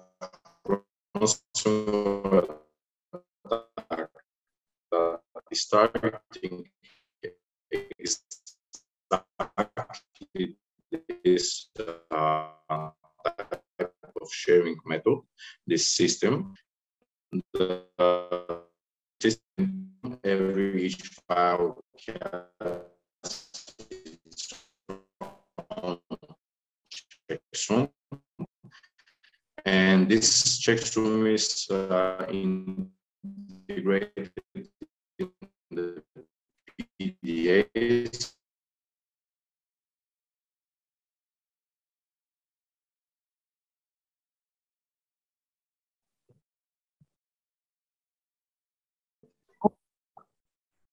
Stefan, can we hear you? Yes. Do you see my screen? No. Okay. Okay. Problems with the internet here. Mm-hmm. So the master hot stack service has its own distribution of data, which is accessing the entire system and monitoring for malicious activities. It's integrated with the Cloud Intelligence Ransomware module, which is monitoring your data that is stored in the PDA and the data that is stored in a system by monitoring all malicious activities, behavior monitoring the network connections and the file system. And if there is some kind of system failure, the system knows where the problem is and tries to resolve it. Next, we have the system integrity checks, capability diagnostics, and system operation monitoring. With the system integrity check, the system automatically, by its startup, checks the system performance, starting some tests, testing your network connection speed in the local network. It doesn't matter do you have outbound network with the World Wide Web or not. The system needs to have only switch and router. Next, we have the capability diagnostics, which is testing the CPU, the RAM, the storage that you have, like a hard drive on your system, the speed of the hard drive or the SSD disk. And next, we have the operation and system operation monitoring, which is actually used to determine if your system is slowing down by another type of process that you work with. Let's say you just start some kind of game, let's say. The system focuses on this game, and master host tax service knows that you're working or you're playing some kind of game that needs much higher system performance and capabilities. So the system pressurizes its impact on your system, and also communicating with it does not disconnect or stop communicating with other local machines. But it's compress its data usage and its parameters. So this way you can continue working on your system without the interruption of this file system. And after you exit this, let's say, program, the system continue to work on its normal way of the calculated system integrity check data sent it to it. Next, we have ransomware protection attack and intruders by monitoring the accessibility of downloaded metadata from the file structure.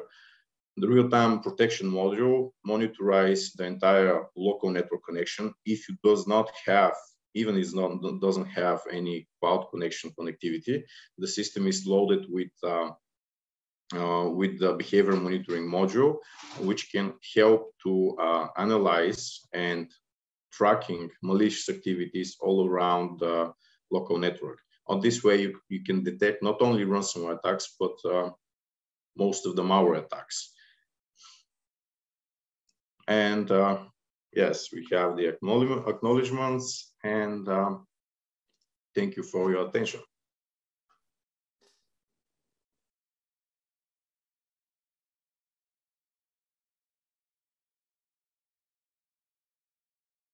Hello to everybody. Can you hear me and can you see this presentation? Yes, we can. Okay, nice. So I would like to tell you that first, it's my pleasure to be again with you, although we are here online. And I present your conferences since 2011, starting first at the National Bank of Serbia and then moving to the University of Metropolitan. Of course, we all know that it is much better to see face to face and to discuss, to exchange our experience concerning information security, but we will take this opportunity, however, to be together online. So in this presentation, I would like to point out on the role of the smart cards in order to improve biometric systems. So we know that in these days, we are all considered for new rules concerning COVID-19. So therefore, we are all asking if these measures against COVID-19 are only done according to the recommendations of physicians, or maybe the states use this opportunity to have more control on our behavior, on our lives, and therefore we are witnesses to some riots in many countries. So, but on the other side, we cannot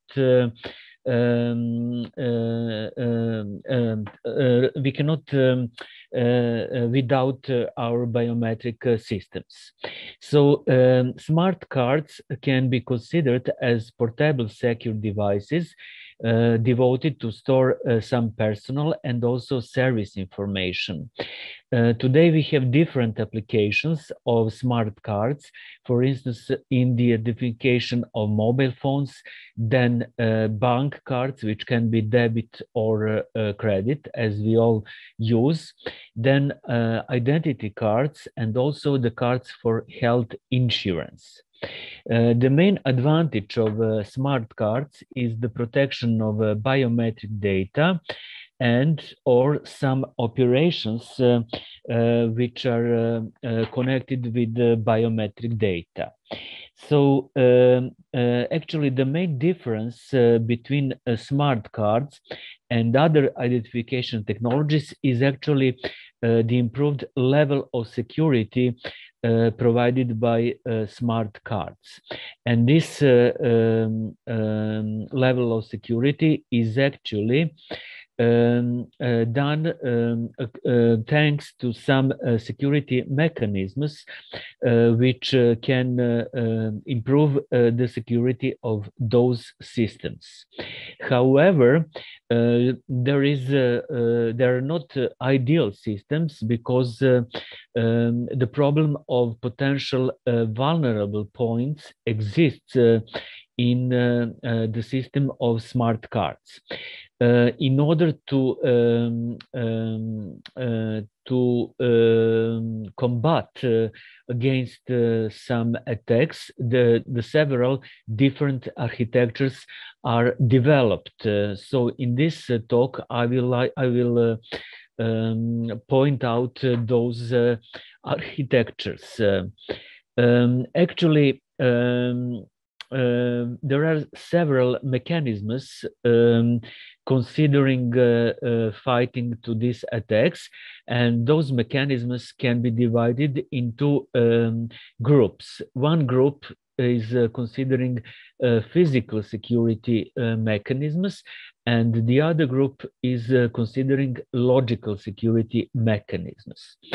Namely, all smart cards are consisted of microprocessors, which are actually replaced in the smart cards, and they consist of 3 types of memories. And actually, the role of microcontrollers is that those memories can storage data, and here we are interested for biometric data. So there are several mechanisms of the physical security of microcontrollers. One mechanism is actually pseudo-random placement of cells in a chip. That is done in the process of producing the chips. The other one is coded addressing of memory blocks, and also the encrypted information which is stored in memory. So different attacks can be done via several variations. For instance, there can be variations in the voltage values, and also with the variation of frequency. Then it is possible that the mechanisms can be destroyed by a mechanical process, then by freezing, and so on. I would like to point out that according to the logical security mechanisms, there are several processes. The first one is cryptographic mechanisms, and also some security rules. Actually, these cryptographic algorithms can be, we all know, symmetric or asymmetric, which is very well known in the theory of cryptography.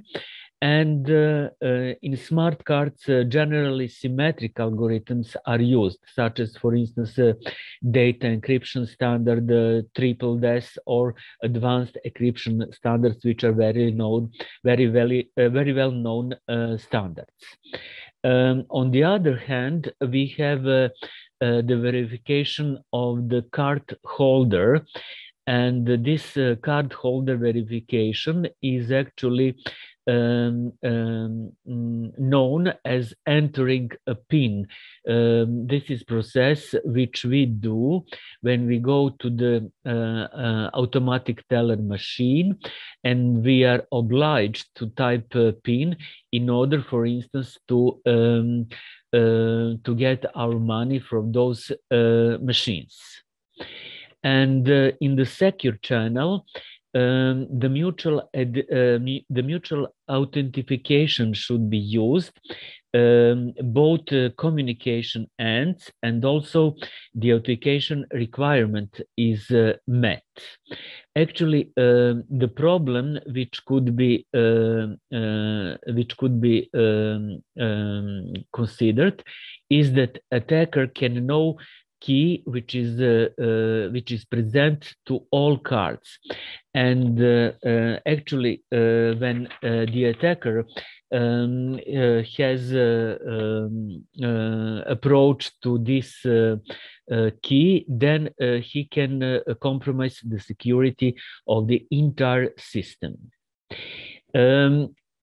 When we talk about biometric system, the main topic is actually privacy. Privacy is more considered as the social topic than the technical thing, the technical algorithms.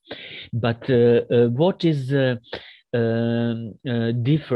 difficult when we consider privacy? Actually, this is not universal concept. The problem of privacy is, for instance, different in different cultures. When we talk about privacy, its meaning is different in the West civilization, as, for instance, in Japan. We know that Japans are very discreet, and their meaning of privacy is different than in the Western world. There are also different definitions of privacy in the open literature. And when we connect privacy with the biometrics, the biometrics has actually a dual role in the privacy.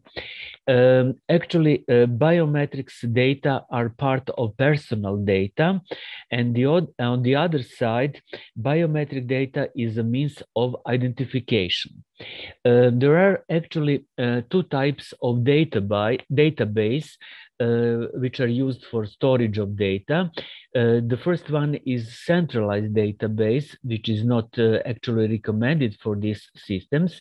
And on the other side, we have distributed database, which is desired for the majority of citizens. So here in this figure, we have shown the potential vulnerable points, which are here designated with these points starting from 1 to 8. These different points are present on different parts of the systems. For instance, this number 1 is referred to the user behavior at the input part. Number 2 is located at the output of the recording device. Then we have another numbers. So another potential vulnerabilities include manipulation of algorithms, then exchange of data.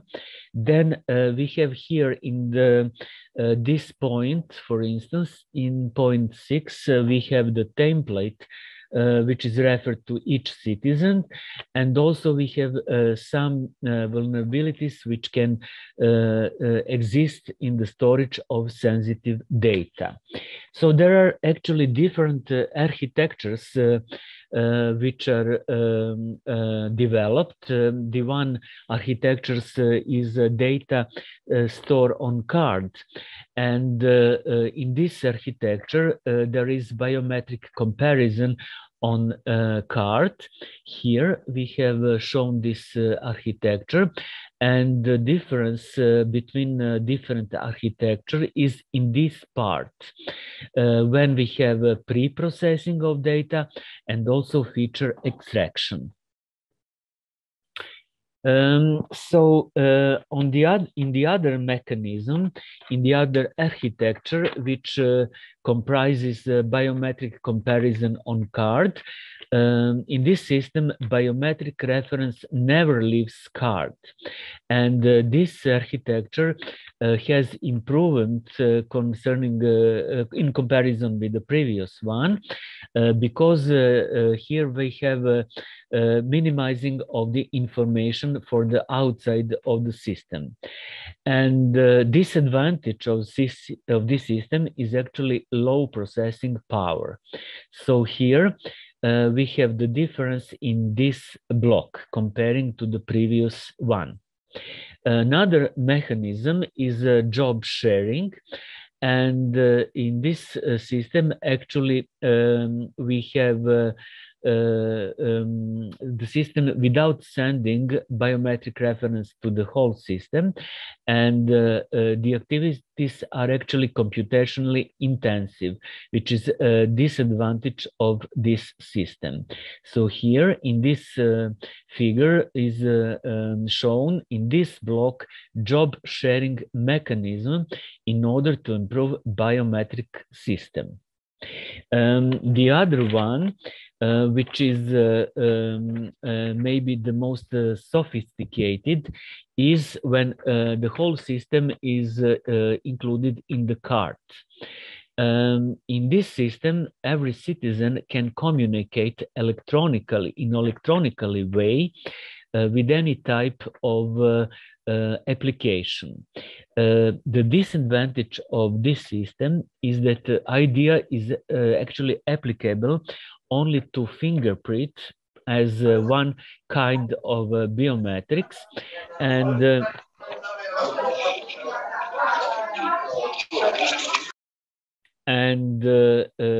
there are no other mechanisms developed for other kind of biometric systems, for instance, for voice or for veins biometrics, but still there are some attempts in the research community.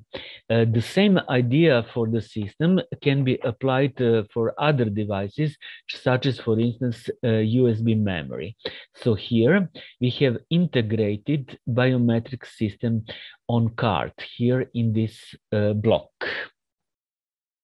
So at the end, one can raise a question, what are the possibilities of smart cards to improve the security of biometric systems? So in this talk, several architectures were shown, which can be used to improve security, but also on one side, there are attempts to develop more sophisticated algorithms, and on the other side, to include the other biometric systems, such as, for instance, voice recognition. So these systems are actually the cutting edge in our daily lives, because now with the green certificates for COVID-19, we must have daily actually identification. So biometric systems are actually best solution until nowadays, and they're now integrated into various objects, And according to the opinion of the research community, biometric system will be relevant for many incoming years. So these systems are being developed. Thank you very much for your attention.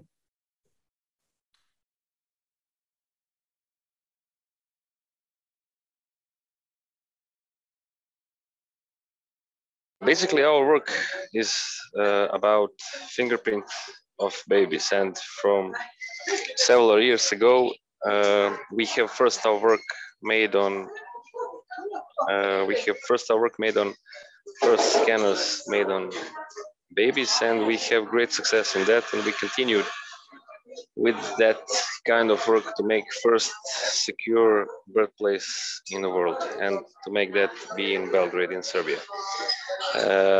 There is one science fact that was the baby had formed fingerprint prenatal period, and we managed to make research and prove that that is true. So we now know that newborn baby has formed minutiae of the fingerprint and can be guaranteed identity with 100%. That is something that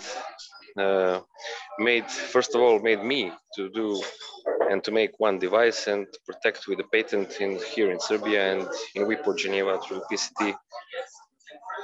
And now we have done our first prototype that is entered at the birthplace in Belgrade and in several more worldwide.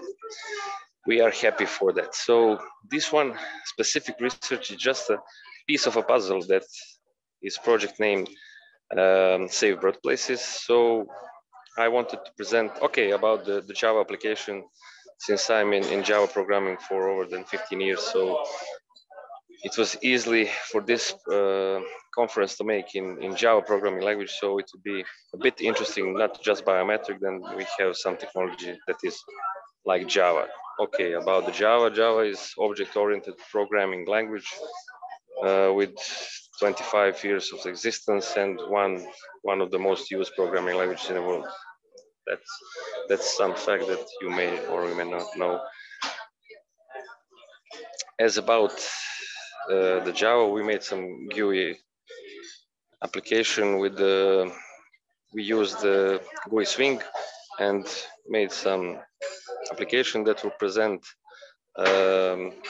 our one part of the research result. And this is research result about just a second to share the proper picture. This is research result made with the optical and capacitive types of scanner. And you can see here on this page, you can see that optical 500 dots per inch is some minimum, and 1000 is the proper types of scanner for those kind of work, and that capacitive type of scanner didn't have such great results because the fingerprint of newborn babies are not that rough and don't have pointed minutiae, so they can be acquired. That is the main reason that we presented here. I didn't want to give all our research because it will be too long for this type of conference. And we have done, yes, on pressure, on thermal scanners, and the results are just worse and worse. So optimal scanner for this kind of work is optical scanner, and we've done prototype device that is now in birthplace and make data acquisition of the fingerprints, use cancelable biometrics with cryptographic keys, and stores those data for several days while the baby and mother are in the birthplace, and make 100% guarantee of parenthood over each newborn baby. So for a short conclusion, what we have done here, we prevent with 100% accuracy, we prevent any baby switch in the birthplace. We stopped any possible death lying with the results which baby which baby announced death or some similar cases, and we in some percentage stopped possible baby steal or replacement in the every birthplace. So we have in Serbia and former Yugoslavia, we have huge problems with the missing babies, and it's still going on, and we hope that with this project Save Birthplace we will stop that. And since it's a worldwide problem, I hope it will be standard for every country and every birthplace, because if for adults fingerprints is enough, this has been shown that for babies enough. There is no need that we give new identity or some necklace or some ridiculous numbers to babies, and to guarantee identity, baby has its own fingerprints to do that.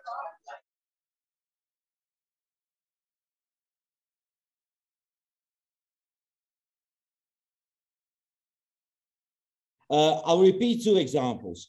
Now, we've had a situation with intercrossing of communication links and frequency of communications. And with all the artificial intelligence and everything, we got the wrong flag. Second example of quote unquote artificial intelligence came yesterday, and Twitter automatically put a sign, this site may be unsafe, for a study published by American Health Association, just because it contained mRNA and safety for heart diseases. So in efforts against, intelligence efforts against terrorism, some time ago was included investigating money flows, and they're complex, they're complicated. They involve PayPal, various forms of cash flows, besides the standard banking operations. So in that process, both operatives and analysts are facing constant broadening of the volume, scope, and the speed of data to the level which became an obstacle for human perception. Now, once we used to count on experience. Experience is not enough when you face with a great volume of data. It does represent substantial knowledge needed, but it's not enough. So what technological advances provided us are various solutions for digital processing of increased speed and volume of data. An important contribution for intelligence is a new increased opportunities for defining, analyzing, and exploring ever more models. And models are important for intelligence work. They are the basic tools which you work with, because you can't always know the truth and know all the details. And this has led to the idea of using computer experiments and simulations in an attempt to achieve more complex forecasting for the purpose of countering terrorism and, as I said, dirty money flows. So what we've attempted in this article is to focus one question, and that is the effectiveness of implementation of mathematically founded fractal concepts to generate computer models which are adequate for anti-terrorist intelligence. Now, obviously, I'm not on your level in IT expertise, but I do have a level of experience in investigating and in using, let's call it provisionally, artificial intelligence. The significance of the problem itself, it stems from the logic behind the complex forecasting approach. And that is that the expectation of detecting and recognizing patterns and presence of possible terrorist threats by comparing fractal pseudo structures by fast search through various databases like faces, fingerprints, intensity of communication, etc. So we have applications in which apply fractal algorithms, for example, for reconstruction of human face or handwritings, etc. Now, why is this question of any importance?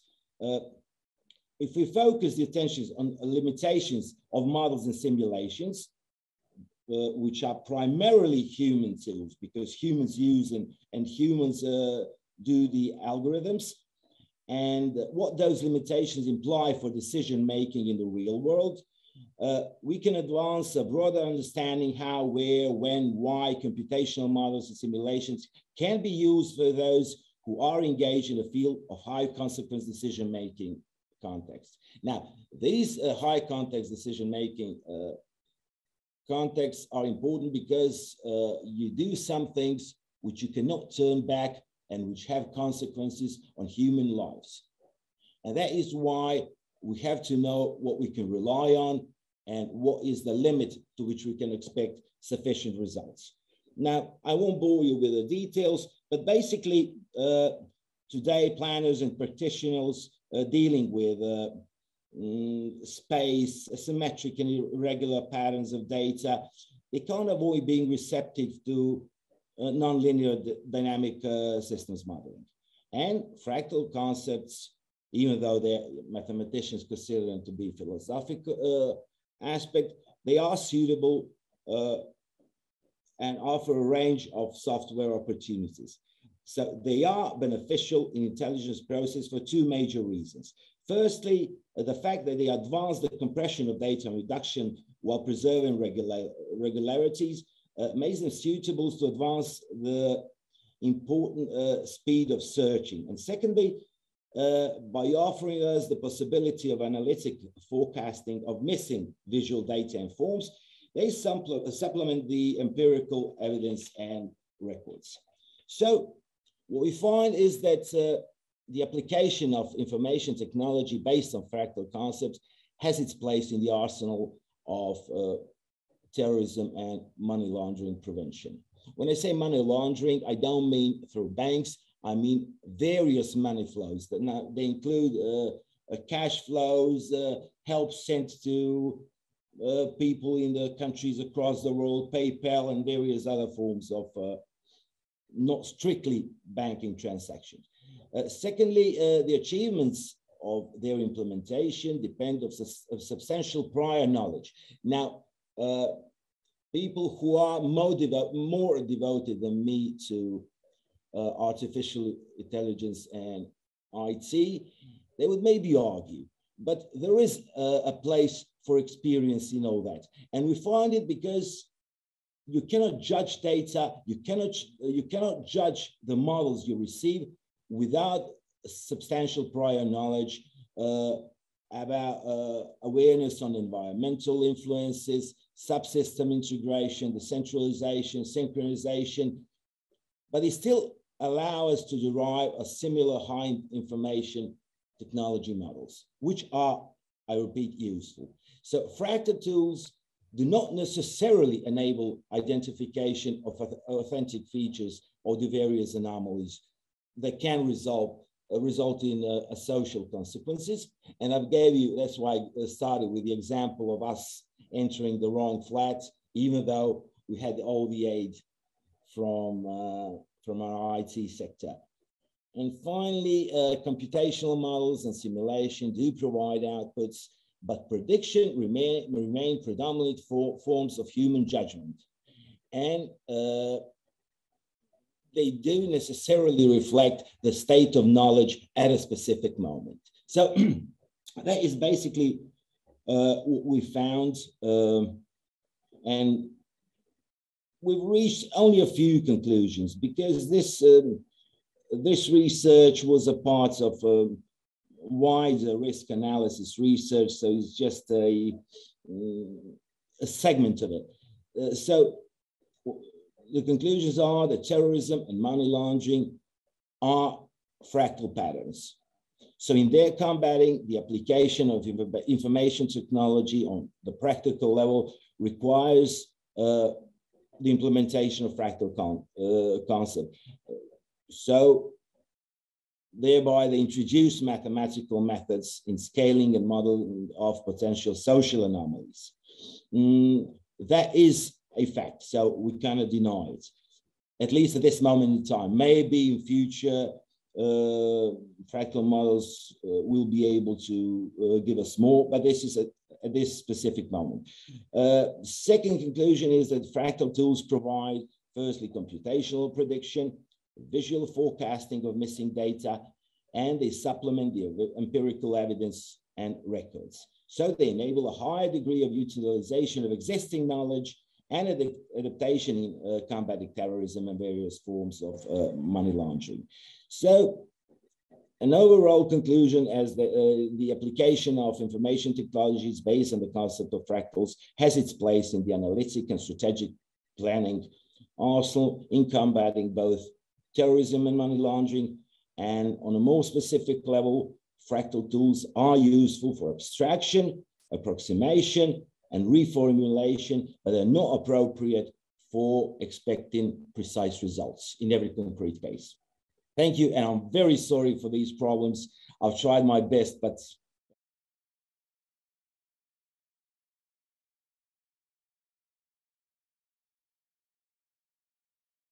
this paper is entitled Securing Online Assessments in Online Educational Systems Using Blockchain. The authors of this paper, besides myself, is Jovana Jovic, Professor Vijay Kumar from India, and Professor Vladimir Milicevic. The three of us are from Belgrade Metropolitan University. So what am I going to talk about today? First, a bit of introduction and motivation why we wanted to, well, tackle this specific topic. We'll deal with some security issues that we have identified mostly in in-house developed learning management systems, especially in these circumstances, and how blockchain could help, or a blockchain extension could help regarding these security issues. So we'll present our overall system model. We'll give some of the use cases, and afterwards we'll do a quick summary or discussion where our future research will be conducted, hopefully. So we have all witnessed that the COVID pandemic has forced the change from, well, traditional types of education to this hybrid, blended, or completely online learning. And this includes both primary, secondary, and higher education. And this isn't something new. We can see in this reference from 20 years ago that it's not an either or proposition. So this is something that has been around for, well, some time, but due to the circumstances that we're facing during the pandemic, it maybe just be pushed a little bit sooner than expected. However, there's still some issues regarding conferencing platforms such as Zoom, such as Teams or Meets or Skype or whatever. And sometimes it's good, sometimes it's bad, because student engagement can be better if presented correctly. However, topics which include blackboards and equations and something like that, like mathematics, similar subjects, still face difficulties in presentation, especially if you don't have something like this, a graphical tablet or similar instrument. So what we wanted to do with all of this, because of the switch to blended or completely online learning, most of the higher education institutions, this is our focus, of course, employ some sort of learning management system, which can be either commercially bought, which are often expensive, or I said here, lack specific functionalities such as assessment submission or something like that. They can be in general, and they can be specific if you pay the subscription or the plugin and so forth. Now, that's one case. The other case, especially regarding STEM universities, they choose to develop an in-house solution, which, why not? We have the technology, we have other specialists, we have the scientists, why not include us? And we have our students who can help us with that. However, due to time constraints, mostly time constraints, especially in situations such as this, some security issues are often overlooked. And we wanted to identify some of the use cases where these security issues pop up and how our extension to this in-house LMS can tackle those solutions. So our motivation comes from the communication part of student and teaching staff. This is mostly regarding pre-exam obligations. So for instance, tests or some assignments, homework submission and something like that.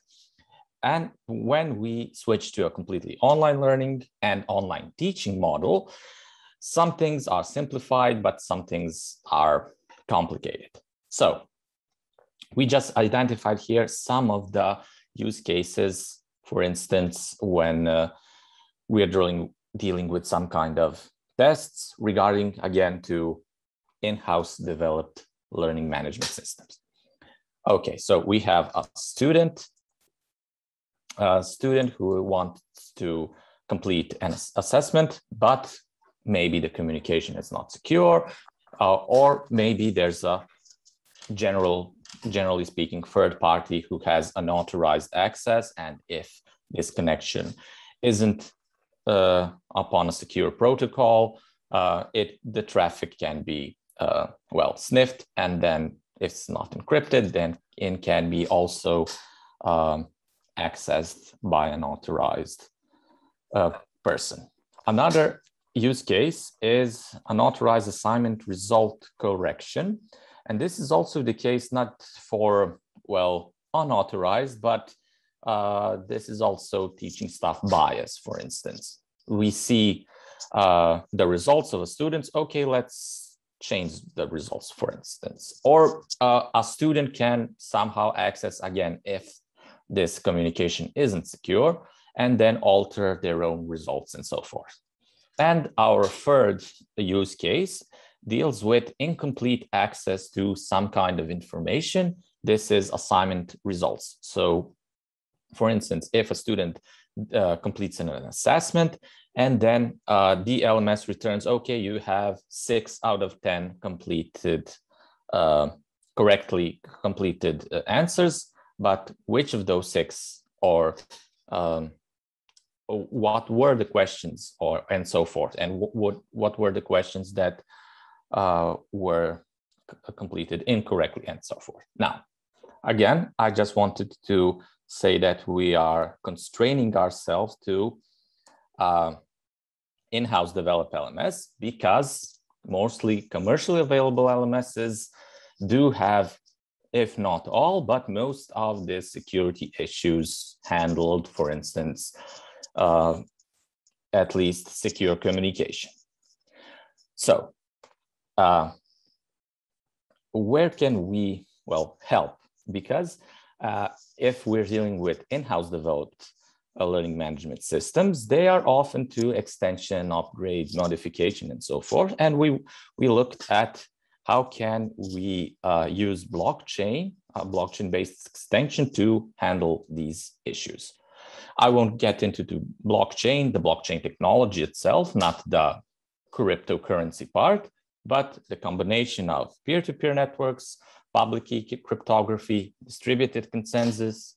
This is something that secures blockchain transactions. An overview is given in the paper itself. So our extension, just a simple model here is given. We wanted to do a private blockchain. A private blockchain is a type of blockchain where all of the nodes that are included in the blockchains are held by, well, known instances. In this case, for instance, all nodes are in the ownership of the higher education institutions. They can be distributed between servers or campuses and so forth. So this is not a public blockchain like Bitcoin or Ethereum or something like that. However, this still has another added layer of security because everything which is stored on the blockchain, we will see what it's stored, is again not on a single database. So a type of a distributed network with these added securities. So multiple nodes running the blockchain can be deployed, like I said, within the higher institution servers, multiple computers. This can be then extended, for instance, on different faculties in the same university, or maybe even create a private network of private blockchains within the different universities and so forth. And what is stored on the blockchain? We just want to know every time a request or response is made regarding assessments, this will trigger the blockchain to enter that modification. Basically, we are making a timestamp everything something is accessed regarding online assessments. And this is then stored on the blockchain and distributed after the consensus mechanism. And this is just a sequence diagram which can just show the flow of things when we want to deploy an assessment. Now we have the LMS and we have the blockchain extension. Basically, every time something is conducted, there is a blockchain transaction being made. And for instance, here a student wants to have a detail score request, a report is generated, but even that thing about that event about generating reports is then also added to the blockchain. And then, so every time we want to do something with, in this case, assessments, we do it with the blockchain and extension.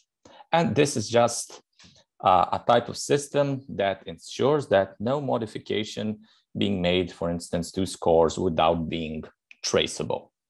And just for the end of my presentation here, this can be extended to this type of learning management system to add the additional layer of security. This is by no means the only thing that we're interested in when regarding learning management system and blockchain, but this is something that, well, we've, at least myself, noticed that can be a niche thing that can be added to extend another layer regarding this communication between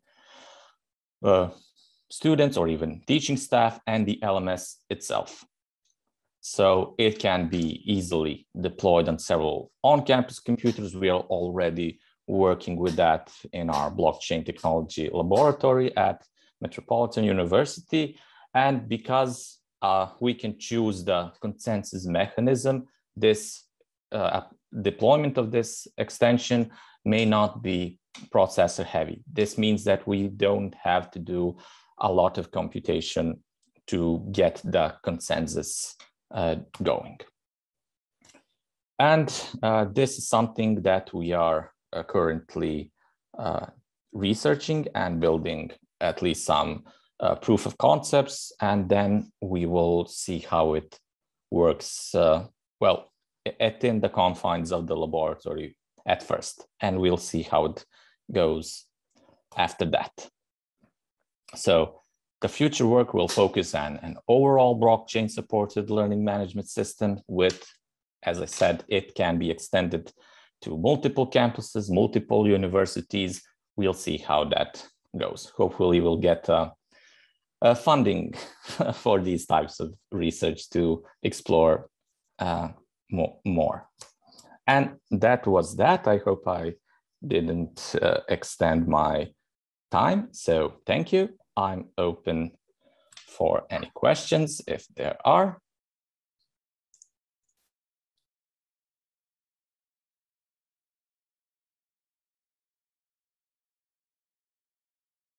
Hello to everyone. Okay, this is my first time this is the first time that I have opportunity to present papers on at least this paper on BISEC. Okay, and the topic of this paper is the comparative analysis of digital signatures. Okay, based on two different kinds of cryptography. Okay, one is well-known RSA cryptography. Okay, and the other kind of cryptography is elliptic curve-based cryptography. Okay, and okay, for the beginning, I'll make a brief excursion into the explanation or the history of RSA. Okay, and then I'll turn back to elliptic curve cryptography. Okay, so just in brief, encryption solutions, of course, are focused on secure information in general, yes, insecure environment. And there are various kinds of schemes, such as DEC or AEC schemes, okay? But these schemes are in general built on, say, ad hoc settings, okay?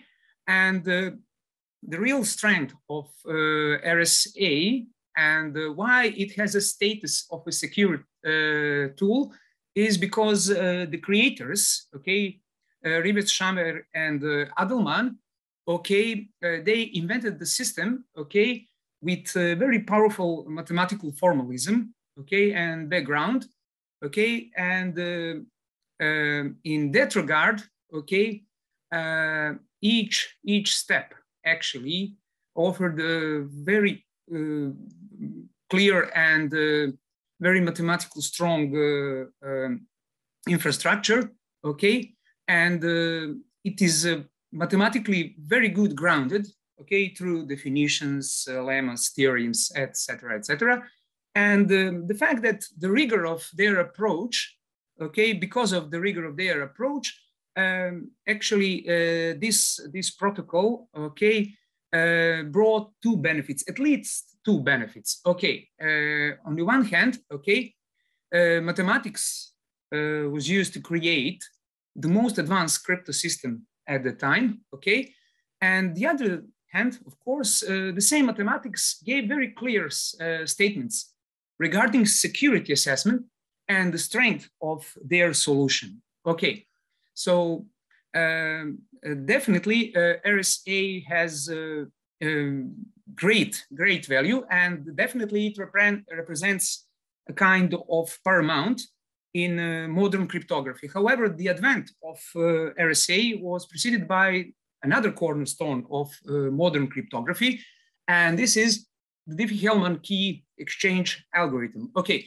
so although Diffie-Hellman does not represent a full public key crypto system, because crypto system, the idea behind crypto system is an exchange of information, not just a string of bits like Diffie-Hellman, okay?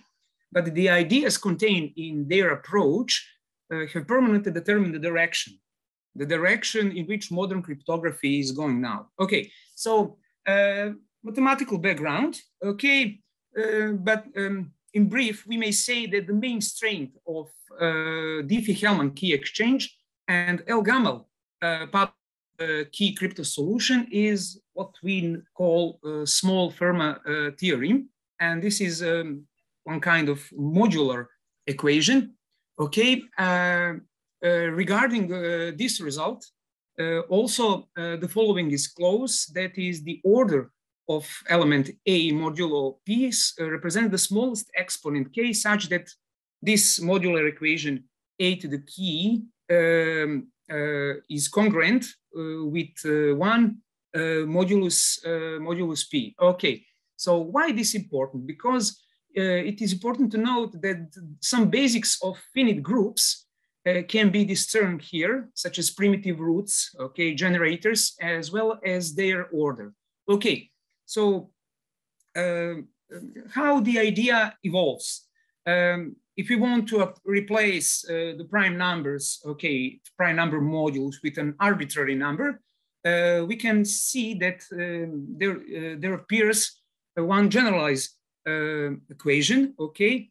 It looks like a small Fermat theorem, okay? However, here in the exponent, we can recognize Euler-Tocian function, okay, with following definition. However, what leads to RSA?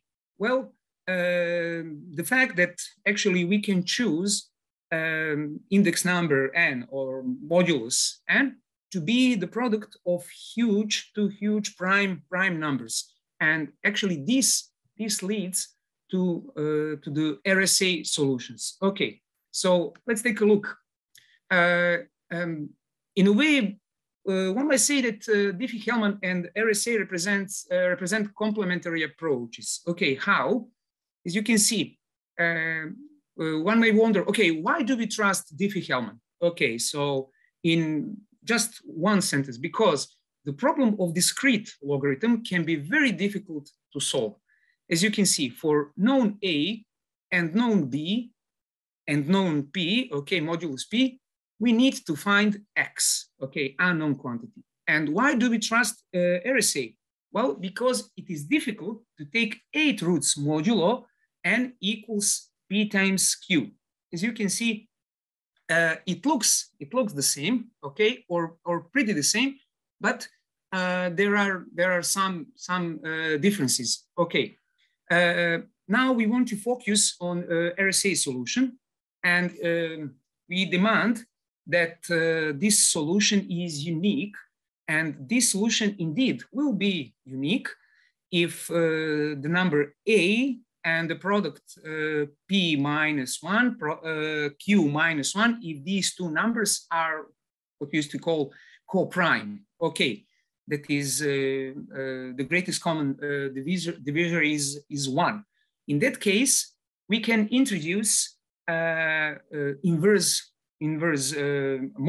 inverse of number A. Okay, so RSA steps, okay, so from 1978, okay, when they published their result, these steps, here we can recognize these steps. Okay, so the first step is to create key. Okay, key creation assumes the secret primes, okay, to be chosen, okay, and these secret primes represent secret key. Okay, so as you can see, this is the pair.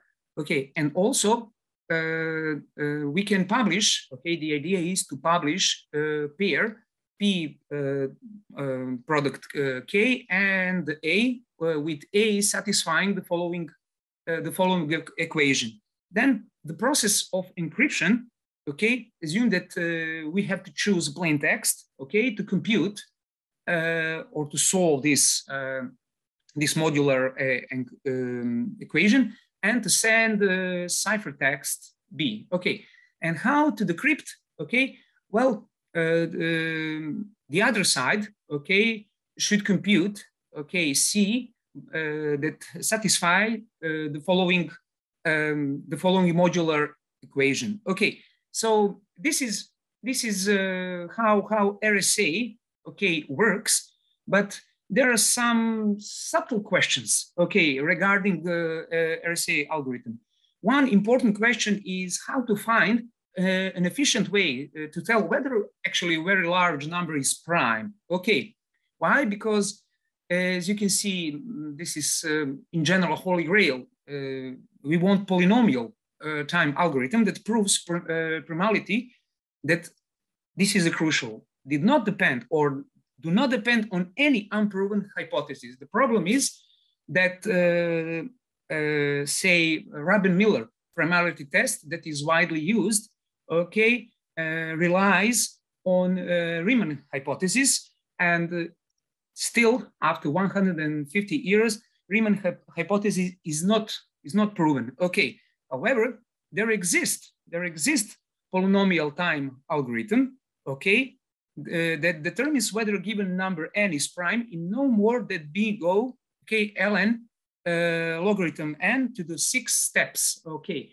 the problem is that this algorithm is not so efficient, okay, in comparison with Rabin-Miller primality test. But at the other side, we should keep in mind that Rabin-Miller primality test actually is not deterministic, but probabilistic test. So there are some problems, possible issues related with RSA. Okay, so definitely it does not mean that their solution is bad, not at all. Okay, so more than 40 years, okay, For more than 40 years, this algorithm, okay, works very, very fine. So, but maybe we can switch back, okay, to the discrete logarithm problem. Why? Okay, because we should keep in mind that rather than taking non-zero elements of a finite field and multiplying them together, okay, which is the basis of discrete logarithm problem, okay, we can actually take, and this is the goal, elements of any group, of any finite group, and use the group law instead of multiplication. Okay, so one may ask one more time on how hard in general is discrete logarithm problem? Well, it depends on attacking method. So here you can see some naive methods like trial and error. This method take exponential time, okay, to break discrete logarithm. Okay, Paul-Hellman algorithm will solve discrete logarithm easily, of course, but if the order of the group is a product of primes of small number, otherwise it will take exponential time. At the moment, the most powerful tool is index calculus, but it takes sub-exponential. This is sub-exponential algorithm. Now, what is the advantage of elliptic curve cryptography? Well, that the general discrete logarithm problem in elliptic curve groups is fully, or it's fully exponential.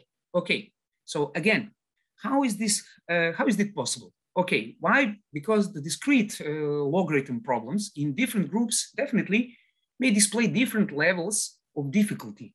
For instance, DLP, discrete logarithm problem, in the field of integers, modulo p, say with only addition law, has linear time solution. Okay, but the best known algorithm, okay, that is index calculus to solve discrete logarithm problem in the group of units where binary operation is not addition but multiplication, well, this is sub-exponential. So what is the idea?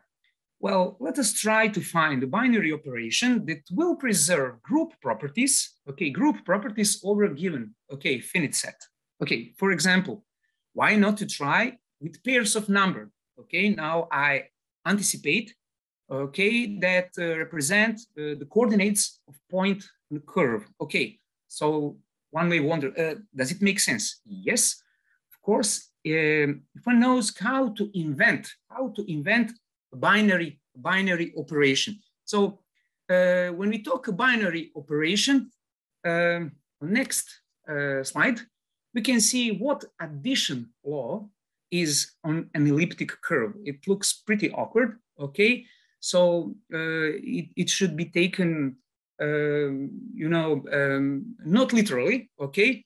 So it is rather a way how to obtain the third point, okay, or the third element of a group by making a fusion, or however we want to call interaction between two other elements. Okay, so, and definitely it has a group property that is the set is finite, okay, or closed. The set is closed under this law, okay. Every element has its inverse, and additionally, it is possible to introduce a unit element.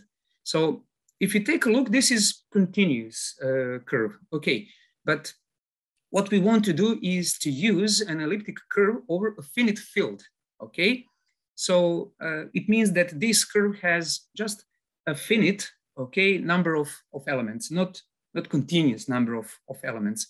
But in general, the elliptic curve discrete logarithm problem, as you can see, is the problem of finding an integer n such that q, that the number obtained after point p is added to itself n times, okay? So the idea or the problem is how to find an integer that satisfies this equation. Okay, And here with bold letters, okay, you can see the definition, the general definition of an elliptic curve in Weierstrass form. It is the form that has mirror symmetry relative to x-axis. Okay, as you can see, this is the equation. This is modular equation with one additional condition, that is the discriminant, okay, is not congruent to 0. Okay, why? Because we want to avoid so-called singular points.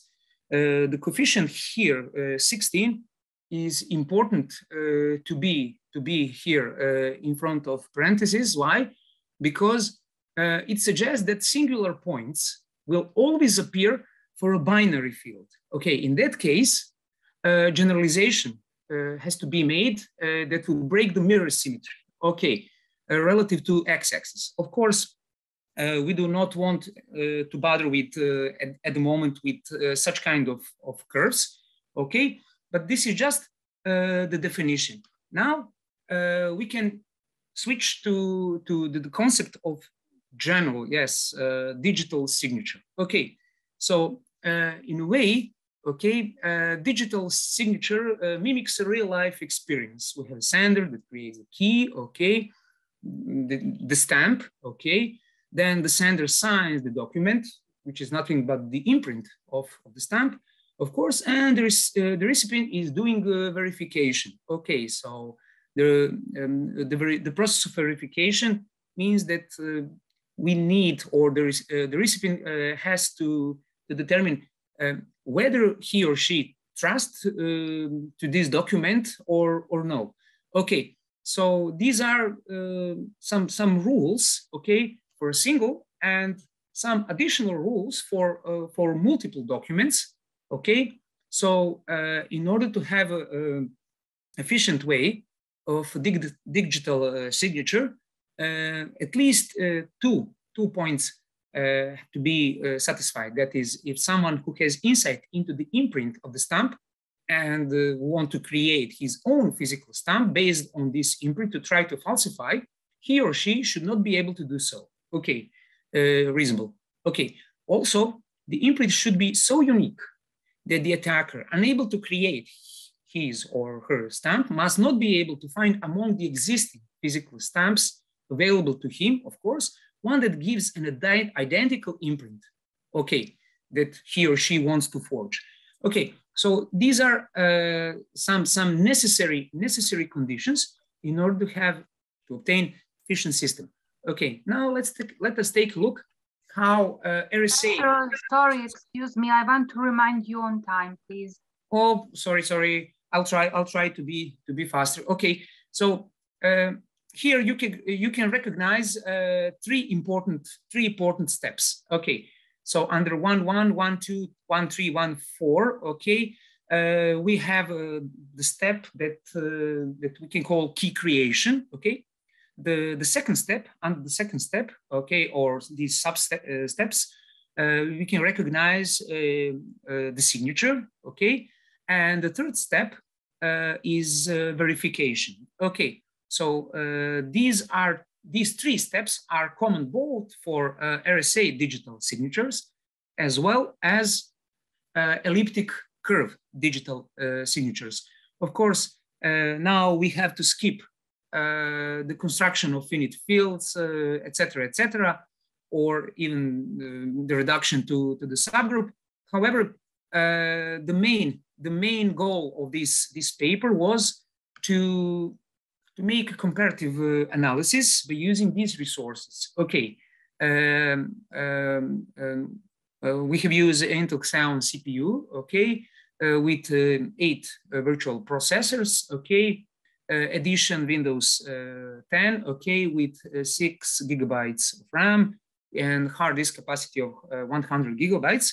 What we have used, okay, the development environment was NetBeans IDE 8.8, and what we have measured, okay, we have used performance monitor, okay, and the following counters were monitored. Okay, processor time, page per second, disk time, average disk queue length, processor queue length, and bytes total. Okay, so these are the results. Okay, here you will see, okay, just to know that comparison was made on the basis of data from official documents, okay, related to ECC, okay, this is the standard for efficient cryptography, as well as RSA cryptography specification version. Here you can see the comparison, okay, elliptic curve, these are the names of elliptic curve, their size, that is the order, okay, their strength, that is the security level.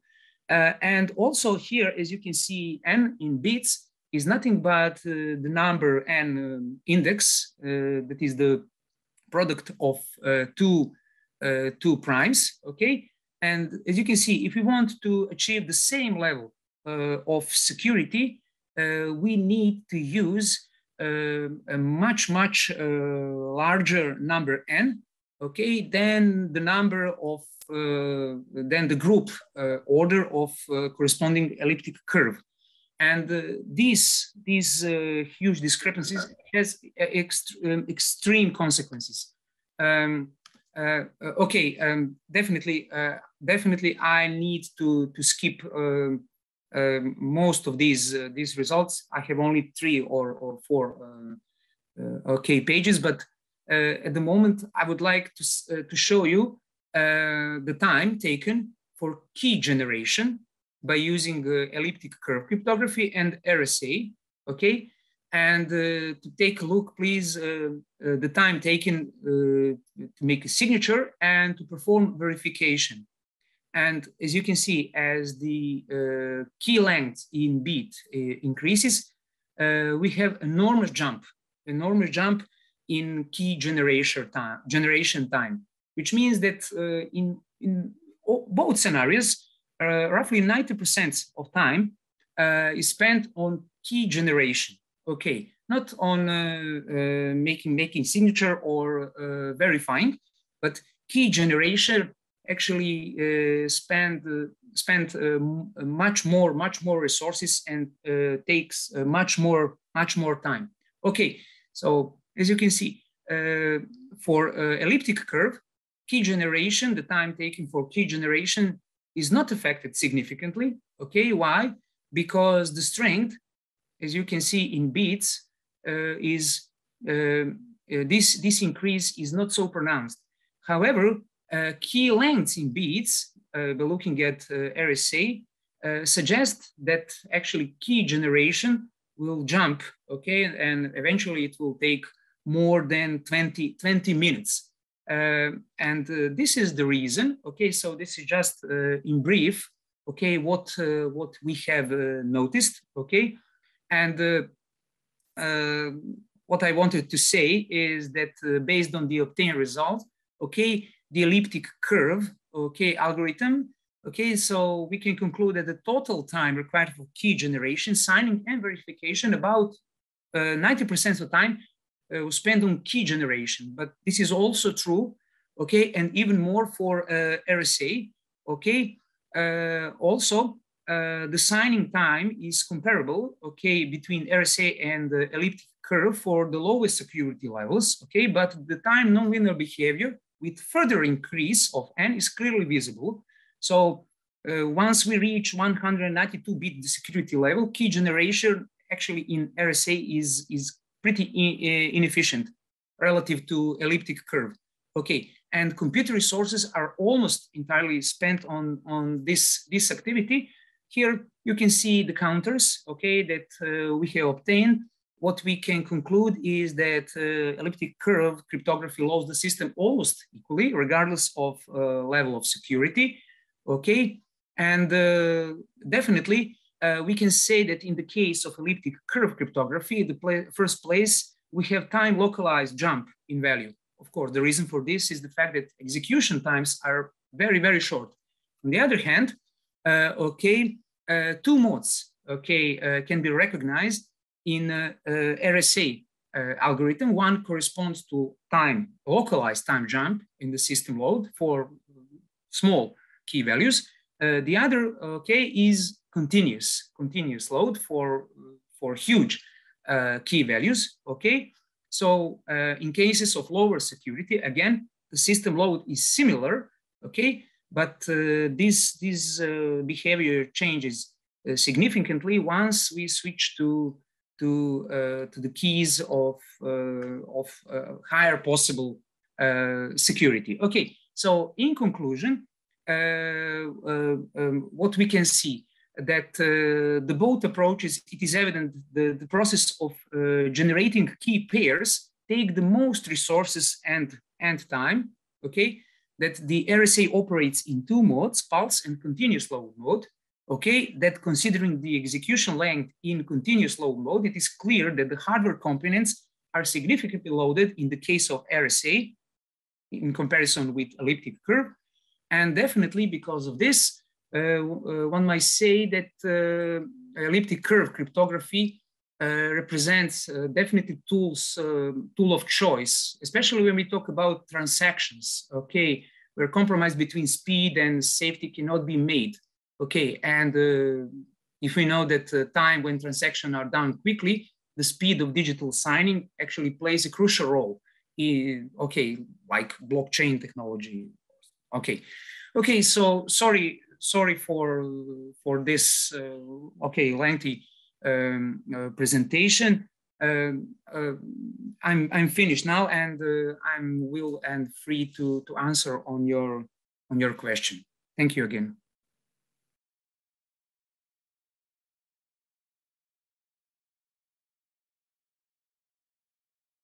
Okay, this is the topic. Security of government critical infrastructure with SCADA. And the author on this paper is Miloš Ivanović, Igor Franc, Miloš Dražić, Nenad Biga, and myself. Okay, critical infrastructure. Okay, the digital environment represents a paradigm and necessary assumption of which the functioning of wide range of data and services that are part of the so-called critical infrastructure. Critical infrastructure provide fundamental services that are important for security, economic growth, and prosperity, as well as social welfare and well-being, efficient operation and functioning of critical infrastructure, as well as timely optimization through real-time collection and analysis has been achieved globally through the implementation of the SCADA system. SCADA control system typically include sensors, actuators, and associated control software, which are deployed in widely dispersed locations. The priority given to the robustness and operability of SCADA services often result is insufficient level of security and network security problems. Okay.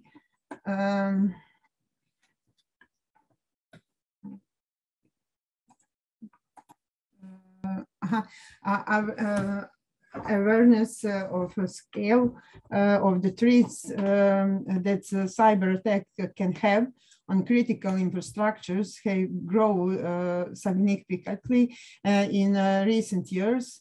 Today, it can be said that practically every sector is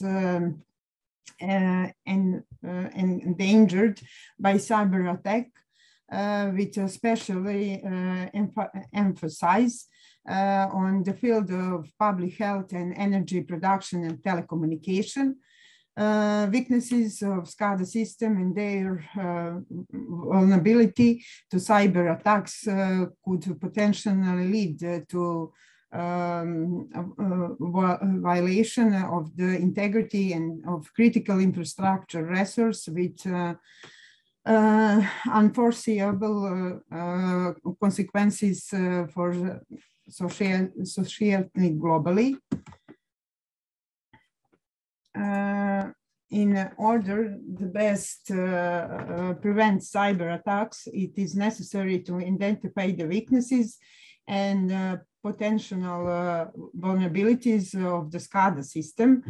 The current status requires to establishment of security countermeasure, which is something that the governments of Western countries were the first to recognize. Initially, SCADA system relied on primitive serial protocols and communication infrastructure to link SCADA components to the transport control and data message. This was accompanied by the absence of security mechanisms. Therefore, standards have been created that adopt a security solution to mitigate risk in industrial control environment, apply to critical infrastructure installations. SCADA system must meet specific security requirements and develop appropriate security mechanisms and strategies.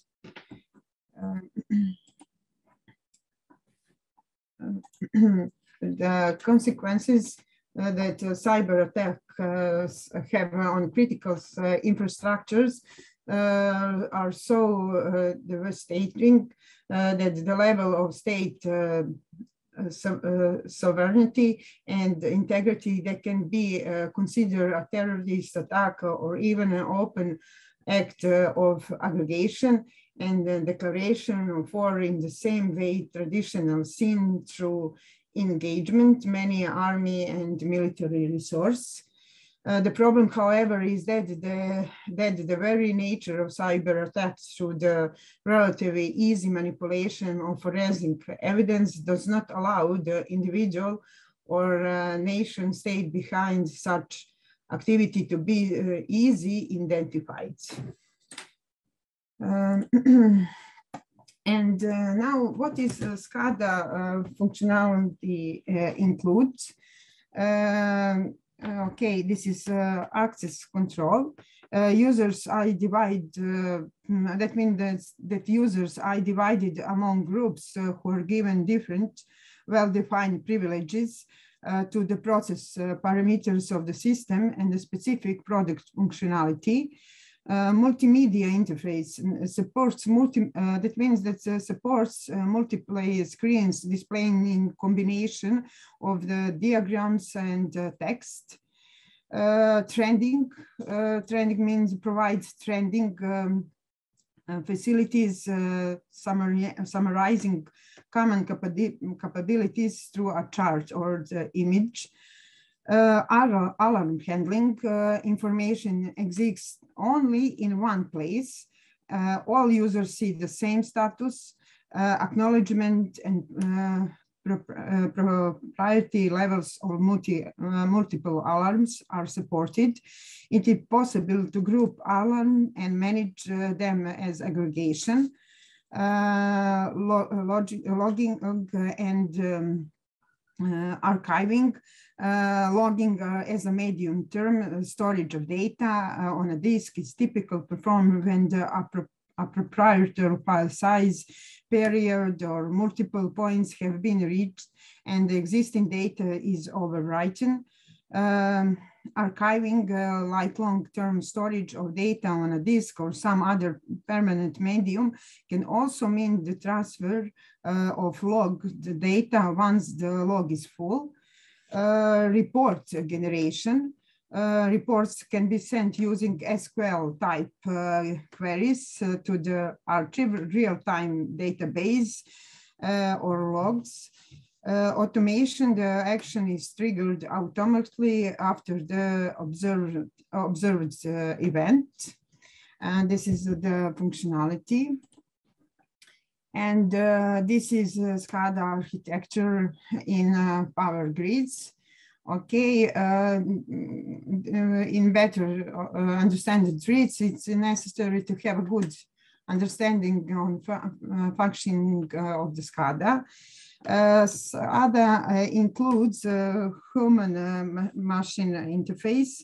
that is responsible for presenting data to the operator, remote terminal units used for connecting sensors in the plants, converting the signal to digital data and sending these data to supervisory system, the monitoring system responsible for data acquisition and process activity control. Then we have programmable logic controllers.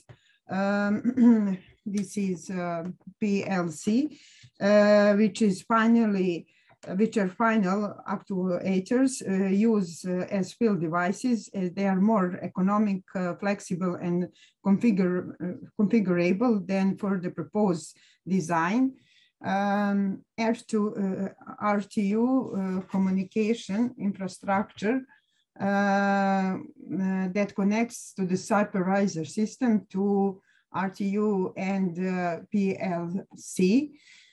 Various process and analytic instrumentation. The traditional SCADA system consists one host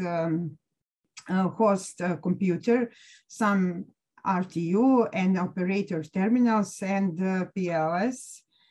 In addition of the components already mentioned, it is also includes a SCADA meter used for gathering data and sending commands to a plant. As a central master system, SCADA control RTU consists on relay devices, actuators and sensors, circuit power breakers, voltage regulators, etc. High-level units are so-called master level units, include supported application, human interfaces, data storage, database, and acquisitions system. RTU and the sensors control goes via PLC, which programmable automation controllers are used as the basic control unit.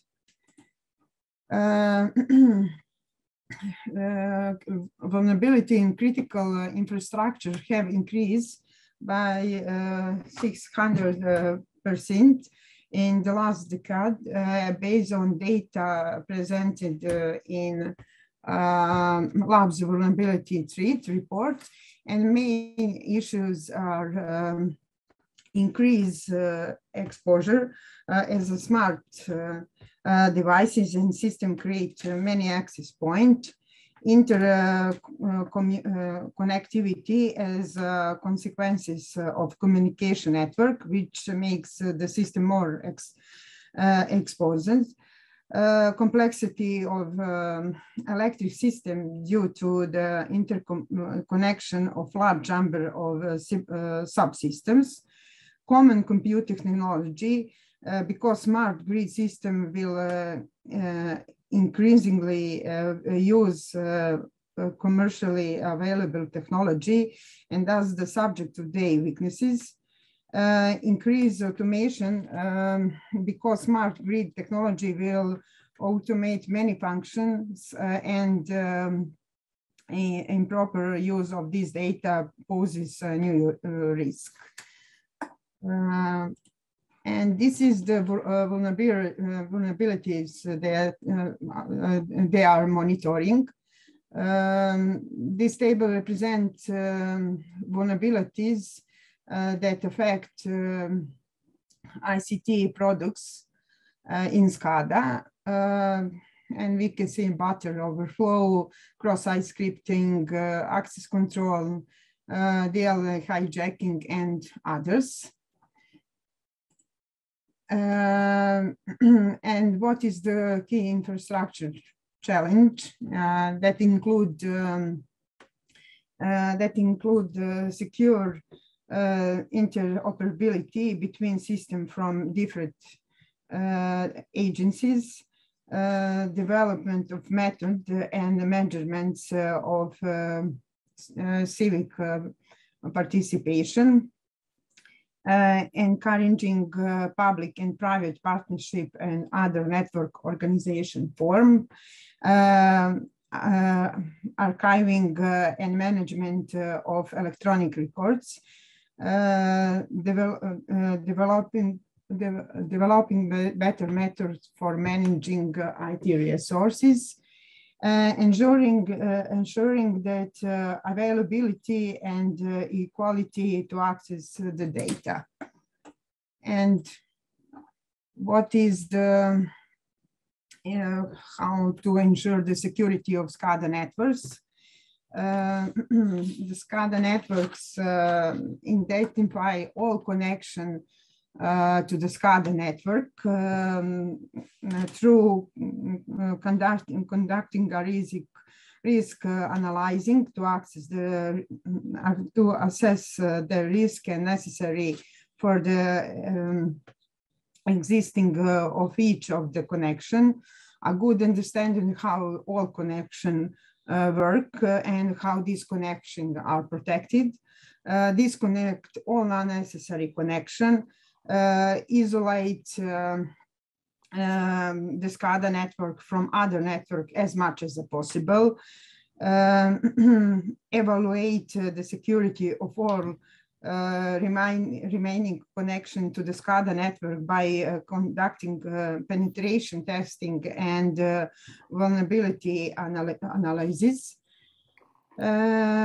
Use this information along with the risk management process to develop a protection strategy to strengthen the remaining connection.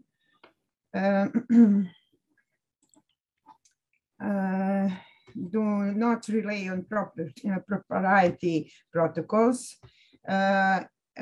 Implement security features provided by device and system vendors in that sense.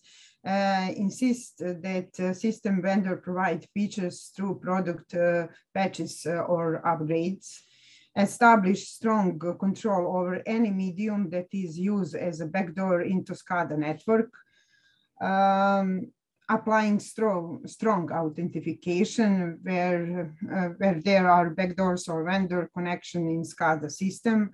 Implement internal and external intrusion detection system and strategy, and establish 24-day monitoring that includes altering network administration of malicious activity. Perform technical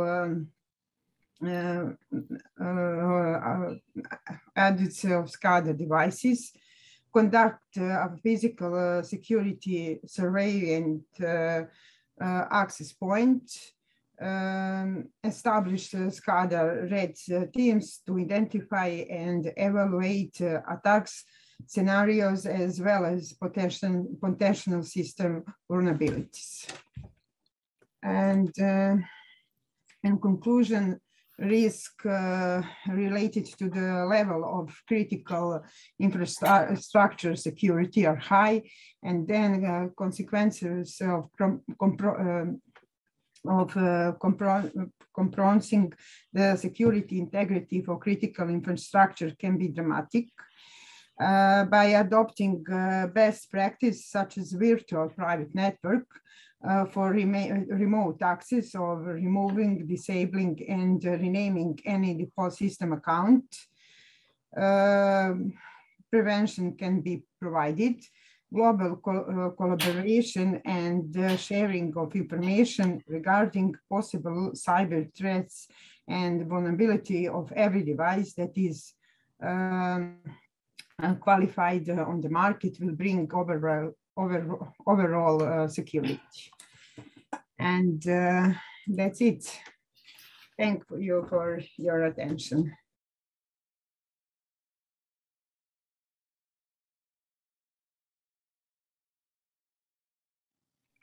I hope you hear me well. At first, I would like to greet you all. I'm Nemanja Veselinović, and I will present my my first work for some conference like this. My work on the topic application of AI in data protection in the business environment.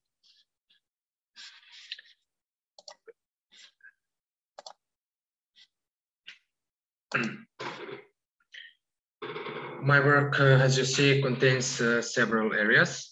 Those are AI, stands for artificial intelligence, as you know, data protection, machine learning, homomorphic encryption, secure multi-party computation, privacy bots, policies, and GDPR stands for General Data Protection Regulation.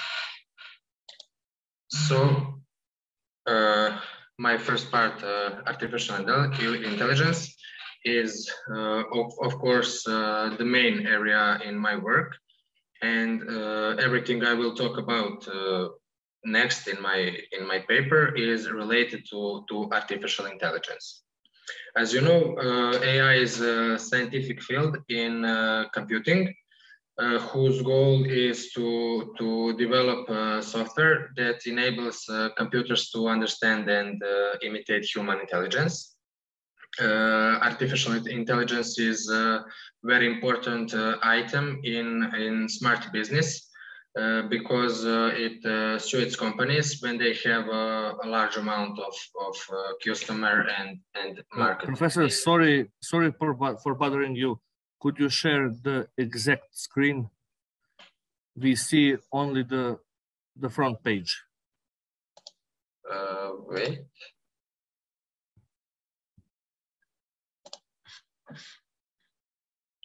Now it's okay. This better, okay. Yes. Okay, I'm here. I'm sorry. The consequences here are the security of customer data, of course. So this area is also one of the biggest problems of cybersecurity. The biggest advantage of this area is that in addition to all the challenges, it offers solutions to make personal data more secure, which is also the main topic of my work. The next part is machine learning. Machine learning belongs to the field of artificial intelligence and plays a significant role in the system of recommendations and the business world. The most important thing for this paper and this work for us is machine learning on encrypted data. The two most promising machine learning technologies on encrypted data are homomorphic encryption and secure multi-party computation, which bring with them data security solutions. Here, as you see, is some machine learning process. Okay, so the first technology is homomorphic encryption. Encryption generally is a well-known technique for storing sensitive information. The use of commercial information systems for storage services and data processing is very popular today. But of course, the risk of data theft and misuse is high. The solution for this is to apply homomorphic encryption. Homomorphic encryption separates data access and data processing and usefully stores encrypted data on a remote server, and then requires it to transfer only those files that meet certain conditions, although the server itself cannot decrypt those files. The second technology, wait a second, is of course secure multi-party computation, like I said. The main goal of this technology is to enable several networked parties to perform computational tasks on private information. During the calculation, neither party should be able to find any information about the input of any other party, other than what can be deduced from the results. Many business applications benefit from privacy. Some of them are benchmarking, auctions, and supply chain management. With these protocols, SMC protocols, privacy can be improved. For example, privacy benchmarking. Benchmarking is a comparison of performance measurement with competition statistics. Privacy is very important here because some measurements can be sensitive and shouldn't be disclosed to the general public, such as financial data, and poor performance can also diminish brand value. So to preserve data, benchmarking uses SMC protocols, which calculate statistics. This protects the confidentiality of key performance indicators. As you can see, there are 3 phases of SMC are shown here. The next part from my work, is privacy bots. The pages of data protection declarations are often blindly accepted on the internet. Privacy bots help strengthen the digital sovereignty of internet users by automatically assessing data protection statements. Basis of the concept of privacy bots is a clear division of content into criteria that can be assessed. Privacy bots also allow internet users to create multiple data protection profiles. For example, relatively worry-free data protection profile for online shopping, and with another side, very strict data protection profile for online banking. And that's it from privacy bots. And the last part of my work is policies. Before I explain what policies is, there are a few things to say about privacy policy. Many of us have gone through this using an internet browser without paying attention or peeking into what is inside. This textual content contains all the information about companies collect, store, and manage our personal data. If everyone read in more detail, I think most wouldn't like at all what they confirm every time when we skip or agree to the terms of use. Policies is automatic analysis and is everything okay? Yes. Okay. Like I said, policies is automatic analysis and presentation of privacy policies through deep learning. The main task of this framework is to divide the privacy policy into segments on a finer scale. The policies consist of 3 layers: application layer, data layer, and machine learning layer. I would like to end my presentation of this paper with policies. That would be from me. And finally, I would like to thank my colleagues who helped me write this paper, and say that I'm very happy and glad be a part of this conference because, like I said, it's my first conference. I hope you enjoy the presentation, and thank you very much for the attention.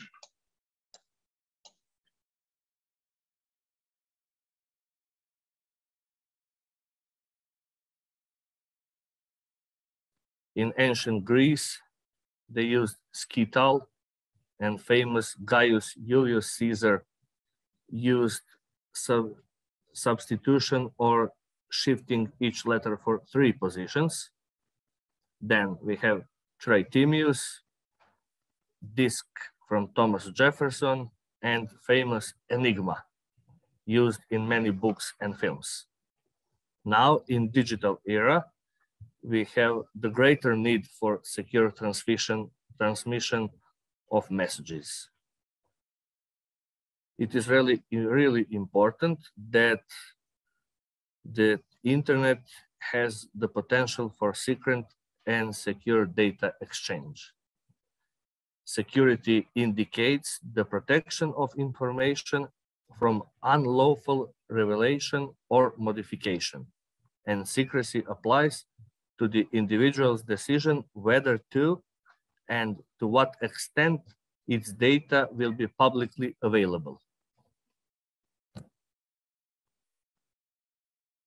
There are 3 security aspects generally used: attack protection, protective mechanism, and protective service. You probably know the communication procedure between the sender and the receiver. Alice, usually named by the sender, transforms originally message called plain text into an incomprehensible message, we call it ciphertext, using previously determined key. This message is sent to Bob, to the receiver, who, knowing a key, can decode the message and then read it. Problem makes Eve, who can intercept the message or disguise themselves as Bob in order to receive it.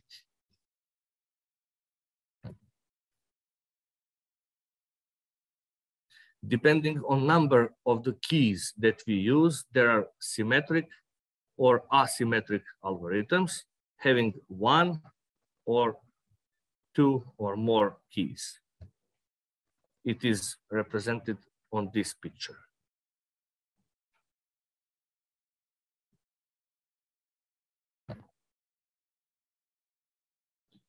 Let us state a few advantages of public or asymmetric cryptography. The private key is the only one to be kept secret. The administration of keys requires only a functionally trusted, not an unconditionally trusted TTP. Private key or public key, they both may remain unchanged for a significant period of time. And in a large network, there is a remarkably smaller number of necessary keys than in the symmetric part. Now, we have the mathematical background, differential geometry. A big part of this, a colleague of mine told you at the beginning of the conference, so we shall just remind. We have Riemannian space, Rn, matrix GAI, which should be regular. And after that, we have metric tensors. This big G at the end of the slide is Christoffel symbol of first kind. It could be also represented like this. It's a little bit detailed explanation of Christoffel symbol of first kind of space-time. Now, we have the corresponding metric tensor that could be calculated in one of these 3 ways represented in the second line. We have L, symmetric affine connection space AN, and the geometrical object P, which makes a colleague Vesic algorithm a little bit preferment. This is the part that we edit to make sure that this algorithm is a little bit harder to decode and break. After that, we have the similar explanation that we use positions of the elements. We have first array A with M rows, then A PQ representing the qth element in the pth row, and that position PQ we transform into other position UV. This is how we do that. Then we use complex numbers ZPQ. You have this in red explained. And after that, UK, VK, another used by ZK tilde.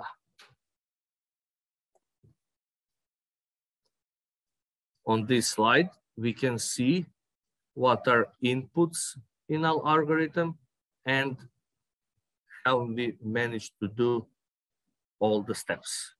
They are numbered, so we can see how do they function.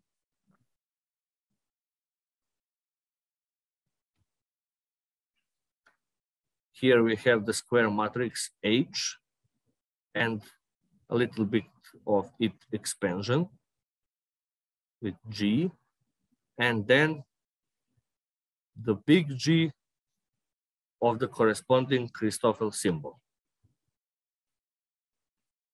We select the submatrix P1, starting from the left upper angle. We form matrix L and all the components G, I, J. The output of the algorithm will be public key, and this is the message. The decryption part is a little bit easier. It's a little bit inverse, and we use this operation. We all know what mod means.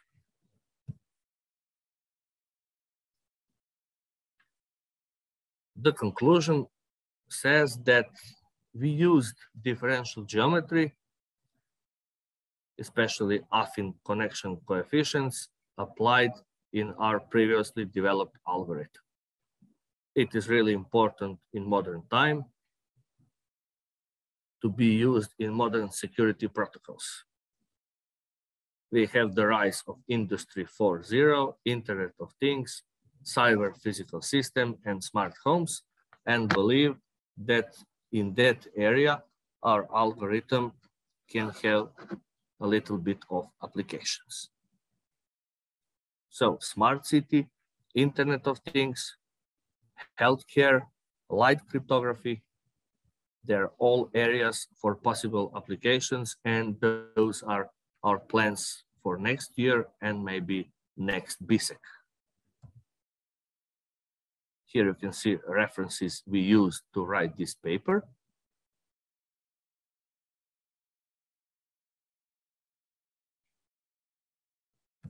And I would like to thank you all for this presentation.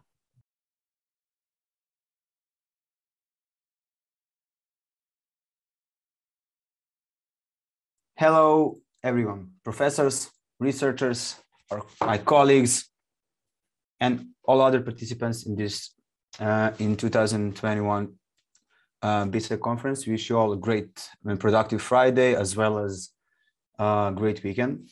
From the very beginning, I would like to thank you all for your time and your profound intelligence, providing us with lots of information during this conference. And I want to just to apologize in advance due to my lack of my voice. There are some certain clinical health issues, as you can heard, and I'll do my best so that therefore that my voice doesn't interrupt my presentation. So to begin with, as the moderator already introduced this paper, the headline or the title of this paper is the use of artificial intelligence to protect the critical infrastructures.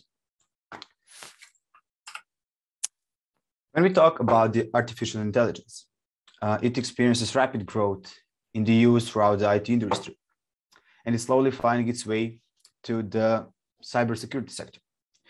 With data mining serving as its backbone, artificial intelligence and machine learning are being developed by cybersecurity threat analysis as well as being trained to use large amounts of reports to make decisions based on the assessments and categorization of the threats being presented to it. Security in the IT industry should be of the utmost importance due to the role that IT serves as a support to other industries that hold critical infrastructures. The use of artificial intelligence for the protection of critical infrastructure will be examined, of course, in this paper. The use of AI in cybersecurity has been proven effective, and the fight against spam and malware detection are just some of the examples. Or maybe I assume that we all watched the Imitation Game and famous Alan Turing, the man who broke the Nazi encryption machine Enigma, and the man of science and served, and the man who was the man of science and who served in the Allied forces in the World War II. Artificial intelligence is a branch of the computing that aims to answer Turing's famous question: can machine think? The ultimate goal is an intelligent and self-sustaining machine that mimics human behavior, capable of learning and making decisions based on the inputs coming from the external environment without human involvement. When we talk about the parts of the artificial intelligence and definitions of it, the machine learning is a part of the field of the AI, whose goal is to reach the requirements of AI throughout algorithms that are trained by input data. This is achieved through pattern recognition and anomalies based on a huge amount of data. The complex data structures is transformed into a model form. And as part of machine learning, the third point, or the third one, is the deep learning, that is specifically focused on unsupervised computer learning using neural networks through reading unstructured data and forming patterns and clusters of patterns, much like neurons, nodes in a human brain. Predictive analysis and regressions are used to identify anomalies in network patterns and traffics, as well as in user activities.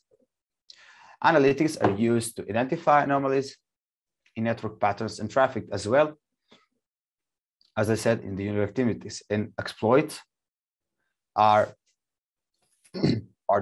exploits are identified by their signatures, or also known as patterns of attack. These are recognized methods that malware or attackers use on networks.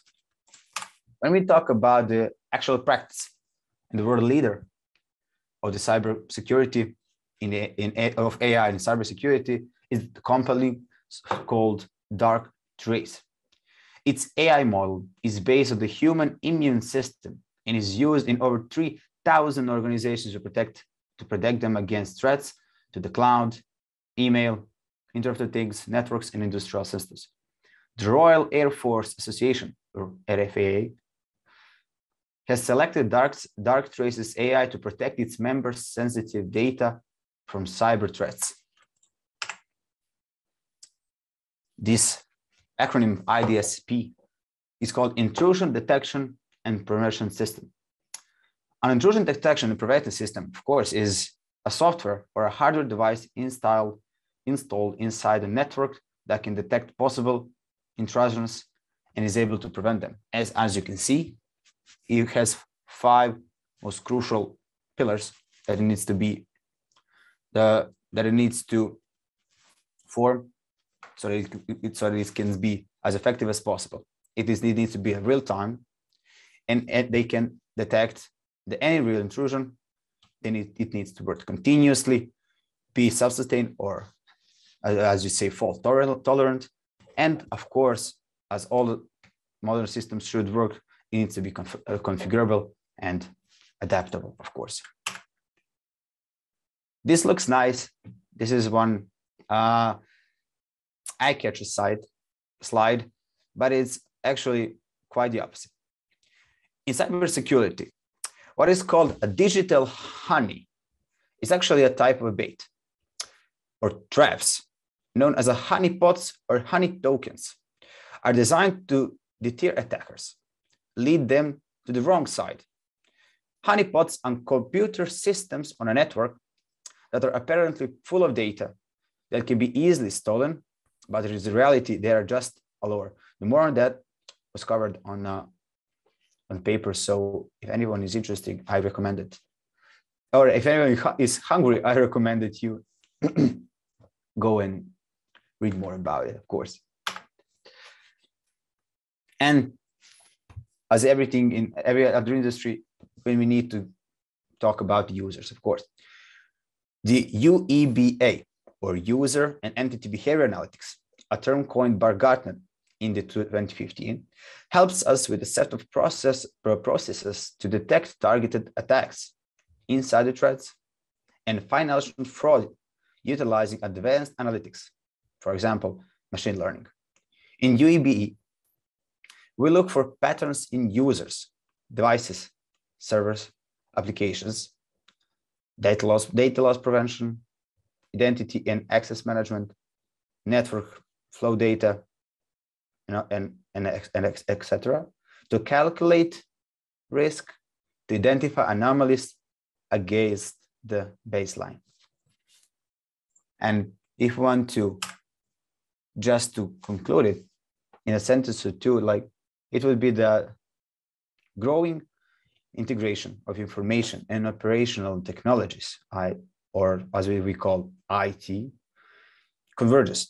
On the other hand, it intensifies the cyber attacks.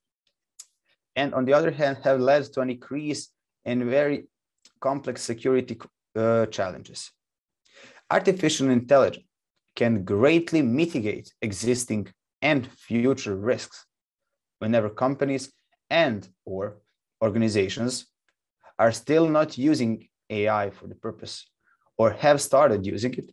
Some crucial stages need to be taken to see the potential that AI has to fight against this already existing and increasing cybercrime. Thank you all for coming, and thank you all for your patience and time.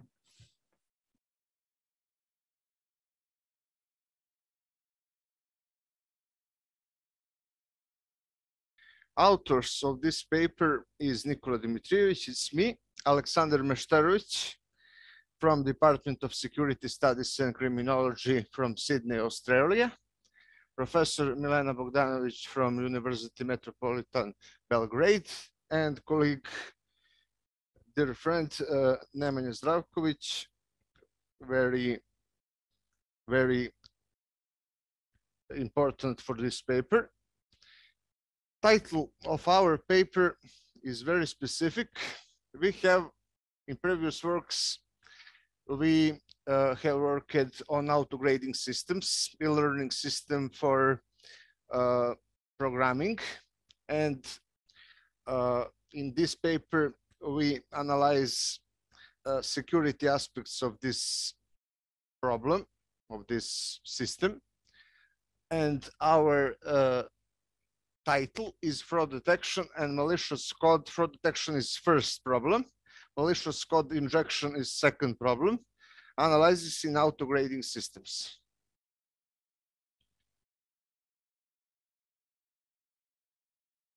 We have introduction and most important part, auto-graders overview. and demonstration how our autograder work on example with Python programming language. Next, security issues, fraud detection, its first part. Next, security issues, malicious code injection.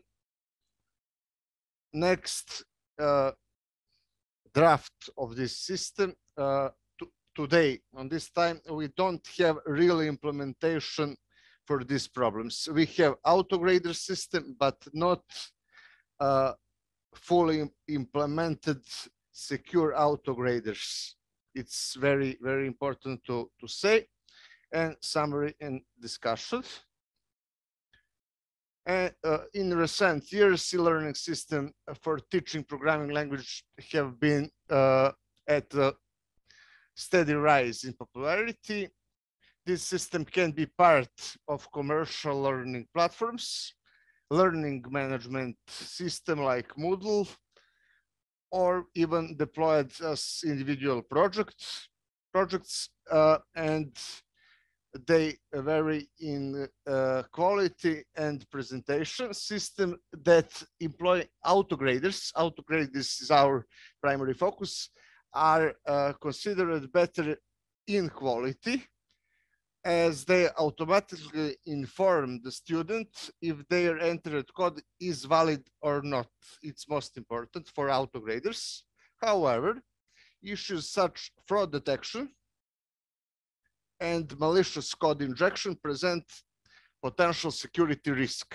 In this paper, we analyze these potential security issues in e-learning systems with autograders and present possible solution for this type of vulnerability. Our solution is theoretically now not fully implemented. It's very important to say.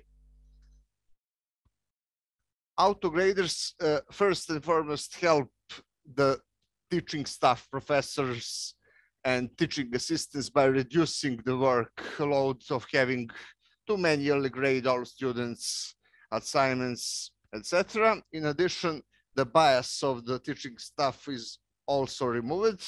Current generation of autograders emerged with the rise of the modern web-based or mobile-based software development technologies. In such systems and platforms, a web application is hosted on a server and is presented to learned with the graphic user interface. We have instructions for learners, theoretical part and instructions, code editor for student inputs, server running a test framework, and we have autograder output. Then we can see our solution without security issues.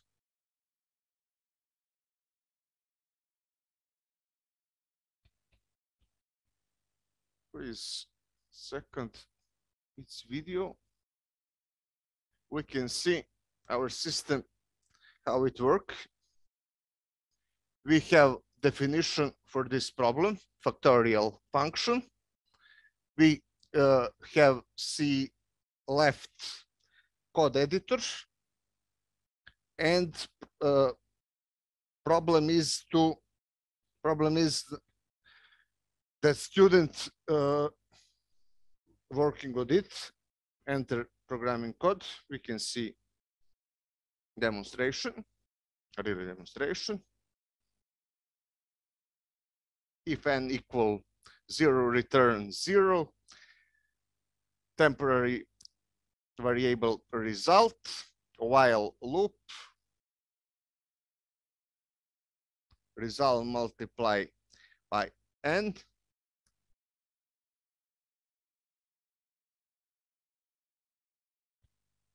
And return result.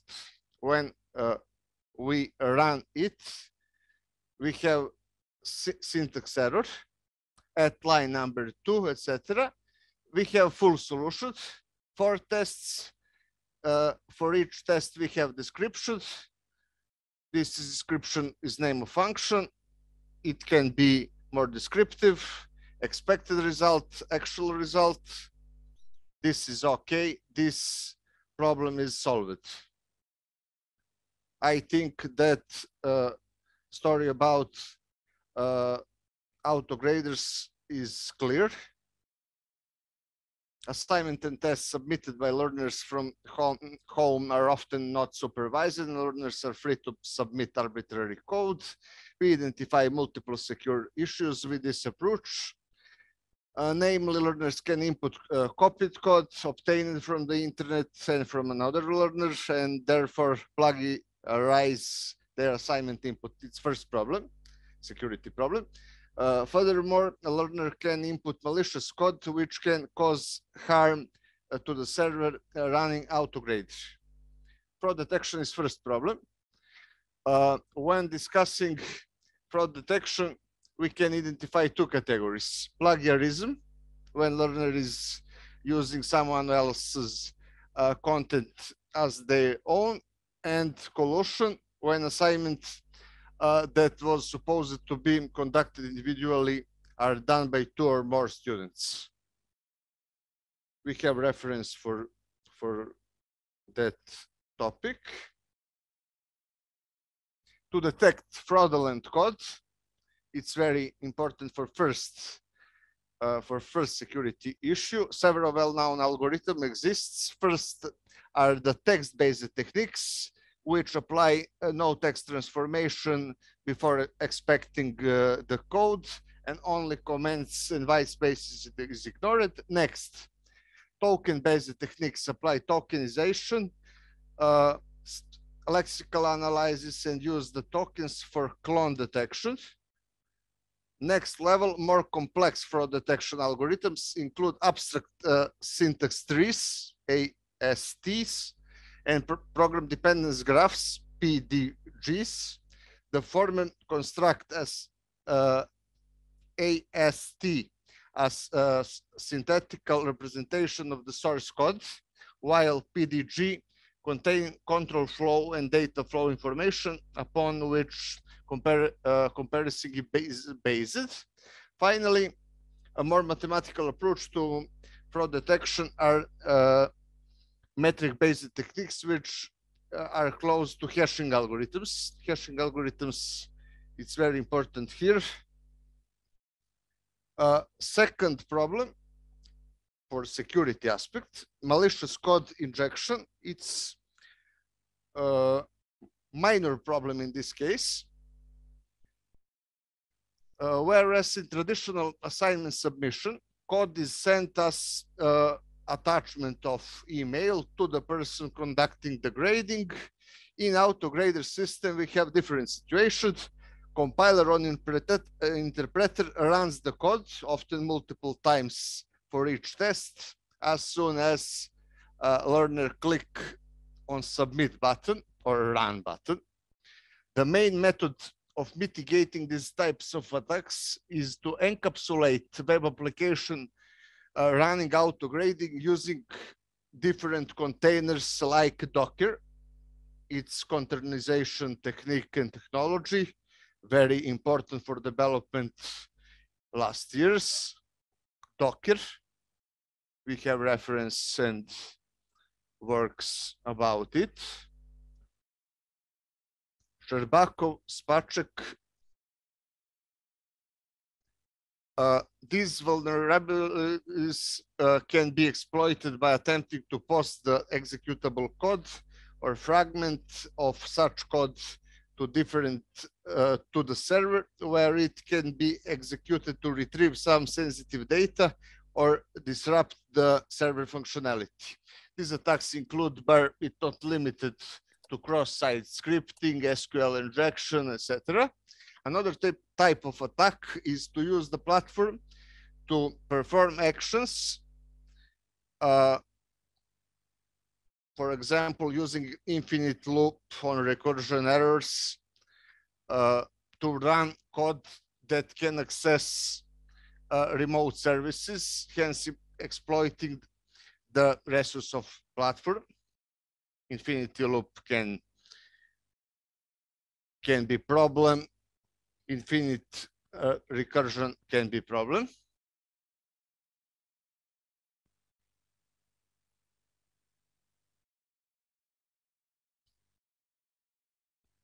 in order to secure the autograder system, a layered protection system has to be deployed. We have user or learner or student writes code. Code submission goes to metric-based detector. Code hash and check. Then metric-based detector call AST or PDG-based detector system. Code comparison and check. And result of this going to learner. First level of system should be metric-based. It is metric-based detector. Second level of fraud detection should use AST or PDG algorithm with substitution of variables and functions applied beforehand. The combination of those techniques allows the resource of server running autograder to be used in a more efficient manner. Next, we have draft and architecture of suggestion system. At instance level, autograder web app has to be encapsulated using operating system level virtualization software such as Docker. We can see previous system. We can see addition, Docker container with ACL, fraud detection, and database or something else with known solutions. It's Docker. The further increase connecting external resources, ACL should be implemented to block all external communication. I think that we presented very specific paper, very specific work. It's extension for the proposed system in our previous paper. Thank you for watching.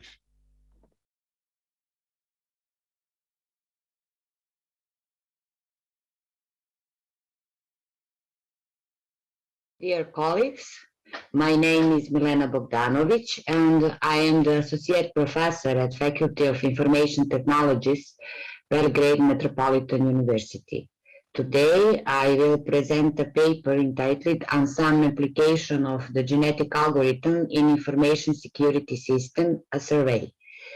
Beside me, the authors of the paper are also my colleagues, Nikola Dimitrijevic from Faculty of Information Technologies, Belgrade Metropolitan University, and Vijay Kumar Panusami from Institute of Science and Technology, India. Information security is a set of practices intended to keep data secure from unauthorized access of alteration, both when it's being stored and when it's being transmitted from one machine or physical location to another. Nowadays, computer systems are facing increased number of security threats. Intruders can be divided in two groups, external and internal. The goal of a security system is to protect the most valuable assets of an organization, data and information. Different organizations will have very different security policies and requirements depending on their missions. Genetics algorithms are widely used in information security system. The application of a genetic algorithm to the field of cryptology is unique. And this paper reviews genetic algorithm application in information security systems, provides technical analysis of modern malware types, which are used for evolution modeling and analysis existing malware models. First, basic of genetic algorithm. Genetic algorithms are a family of algorithms that use some kind of genetic principle that are present in nature in order to solve specific computational problems. These natural principles are inheritance, crossover, mutations, survival of the best custom or survival of the fittest, migrations, and so on. The idea is based on the genetic algorithm processes imitate natural selection. The basis of the selection process that takes place in nature are the following facts. Individuals better adapted to survive the environment and have a stronger influence of the formation of the next generation. A generation individuals in the population from the next generation. Thus, so what are the new features? So specimens receive a combination of genetic content of the parents. From time to time, there is a mutation. For example, accidental changes to the genetic content of one individual. And in this slide, we can see the picture which represent genetic algorithm process, selection, crossover, and mutation. The big problem of genetic algorithms is theoretical, the lack of rigorous mathematical proof that genetic algorithms generate an optimal solution. However, in practice, they give satisfactory results, and often there is no need for a theoretical explanation.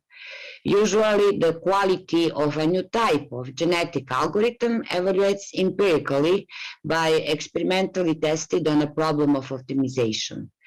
Instead of working with objects or individuals, genetic algorithms work with parametric description of objects or individuals. The algorithm is a set of parametric description of object with a population. Genetic operators are applied to individuals and shall be repeated their assessment.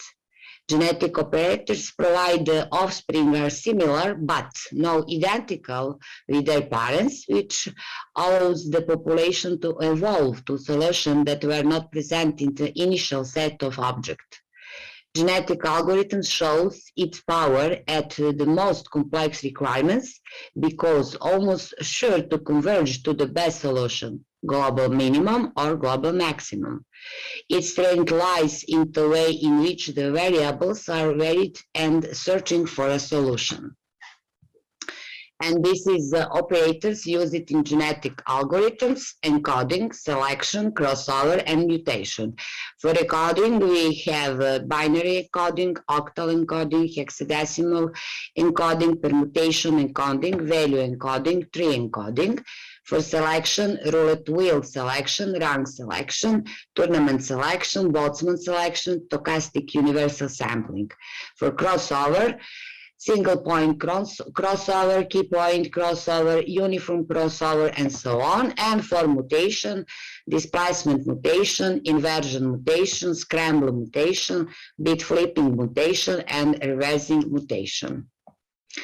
For protection of valuable information from unfavorable mutation, eavesdroppers attack and modification, different types of cryptographic algorithms are designed. There are two major types of such algorithms, symmetric cryptography and asymmetric cryptography. Cryptography generally uses DES algorithm for the encryption and decryption. DES using round and round strategy. The DES uses private key and it works by using the same key to encrypt and decrypt a data. And this is a survey of the related work. Herrera and al. Applies the rule base of a fuzzy logic controller, FLC, by applying genetic algorithm. The membership functions have already been created for FLC. Lee and Takagi applied genetic algorithm in order to determine the number of membership functions. Bellerby and Tittle used the binary encoding, implementing FLC as a neural network and used the genetic algorithm to train the weights. Park et al. Implemented a genetic algorithm to automate FLC design. Patti and Sahu used the genetic algorithm for FLC in order to automate the rule extraction in FPGA. Diaz et al. Presented the use of genetic algorithm as a tuning factor for fuzzy control rules. Ireland used the genetic algorithm in the domain of intrusion detection in order to train the dataset. Various kinds of modern data encryption techniques are found in the literature. Genetic algorithms are among such techniques. Genetic algorithms and its variant have been used to select the appropriate control parameters. Kaur and Kumar developed a multi-objective genetic algorithm to optimize the control parameters of chaotic map. The secret key was generated using beta chaotic map. The generated key was used to encrypt the image. Parallel genetic algorithms was also used to encrypt the image. Genetic algorithm has been used in different ways in IDSs. In the approaches described in using genetic algorithm for network intrusion detection by Lee, the IDS can be viewed as a rule-based system, RBS, and genetic algorithm can be viewed as a tool to help generate knowledge for the RBS. In this paper is shown how network connection information can be modeled as chromosomes and how the parameters in genetic algorithm can be defined in this respect. James Hansen et al. Hypothesis that genetic programming algorithms can aid in this endeavor. To investigate this proposition, they conducted an experiment using a very large data set from the 1999 Knowledge Discoveries database CAP-data, supplied by the DARPA and MIT Lincoln Laboratories. The authors used machine-coded linear genomes and a homologous crossover operator in genetic programming, which lead to promising results in detecting malicious attacks. They showed that the resulting programs are executed in real time with a high level of accuracy in identifying positive and negative cases. In the paper, Rule-Based Network Intrusion Detection Using Genetic Algorithm by Khan, the study showed that genetic algorithm can be effectively used for formulation of decision rules in intrusion detection through the attacks which are more common can be detected more accurately. If the use of genetic algorithm is compared with the use of expert-based knowledge, then the use of genetic algorithm is more fruitful. The reason is that the different possible combination of attributes is tested on the basis of training data and later confirmed on the basis of testing data.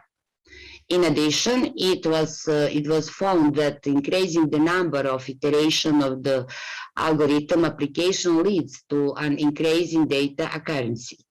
Although it was found that the initial iteration converges faster than the later iterations.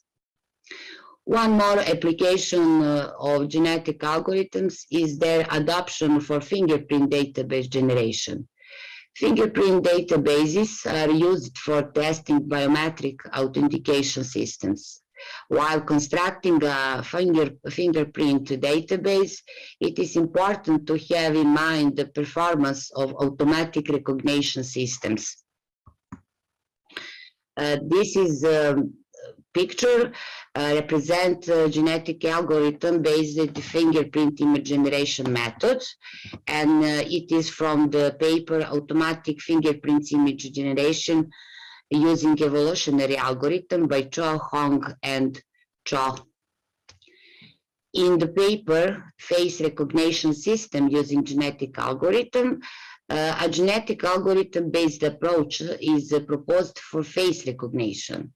The proposed algorithm recognizes an unknown image by comparing it with the known training images stored in the database and give information regarding the person recognized. Then, in the paper, a genetic algorithm-based approach for 3D face recognition by Sin and Yin, the facial feature space is represented by a set of labels. A cubic approximation method is explored to estimate the principal curvature of each vertex on the model, and this is some of them represented in this picture. Yin et al. In paper Expansion of 3D Face Sample Set Based on Genetic Algorithm present a framework to augment existing 3D databases based on genetic algorithm. First, the prototypical face samples are divided into patches. Then, the new face samples are generated by assembling randomly selected patches. Under the guidance of the genetic algorithm, Yin et al. Can perform a number of the generating works at a time. The experiment results show that the proposed method has good performance on face data expansion. And for the end conclusion, the aim of this paper is to, through a brief analysis of some of the results, show how the use of genetic algorithms can increase the level of trust in terms of information security. The results indicated that the genetic algorithm was fast enough to provide results and turned out to be more flexible than the discrete dynamic programming method. More and more scenarios can be added to test the robustness and efficiency of this approach. We have presented a very small part of the results of the use of genetic algorithm in information security, but our intention was to point out that in today's growing needs for information security, the use of meta-heuristic is available in order to improve it.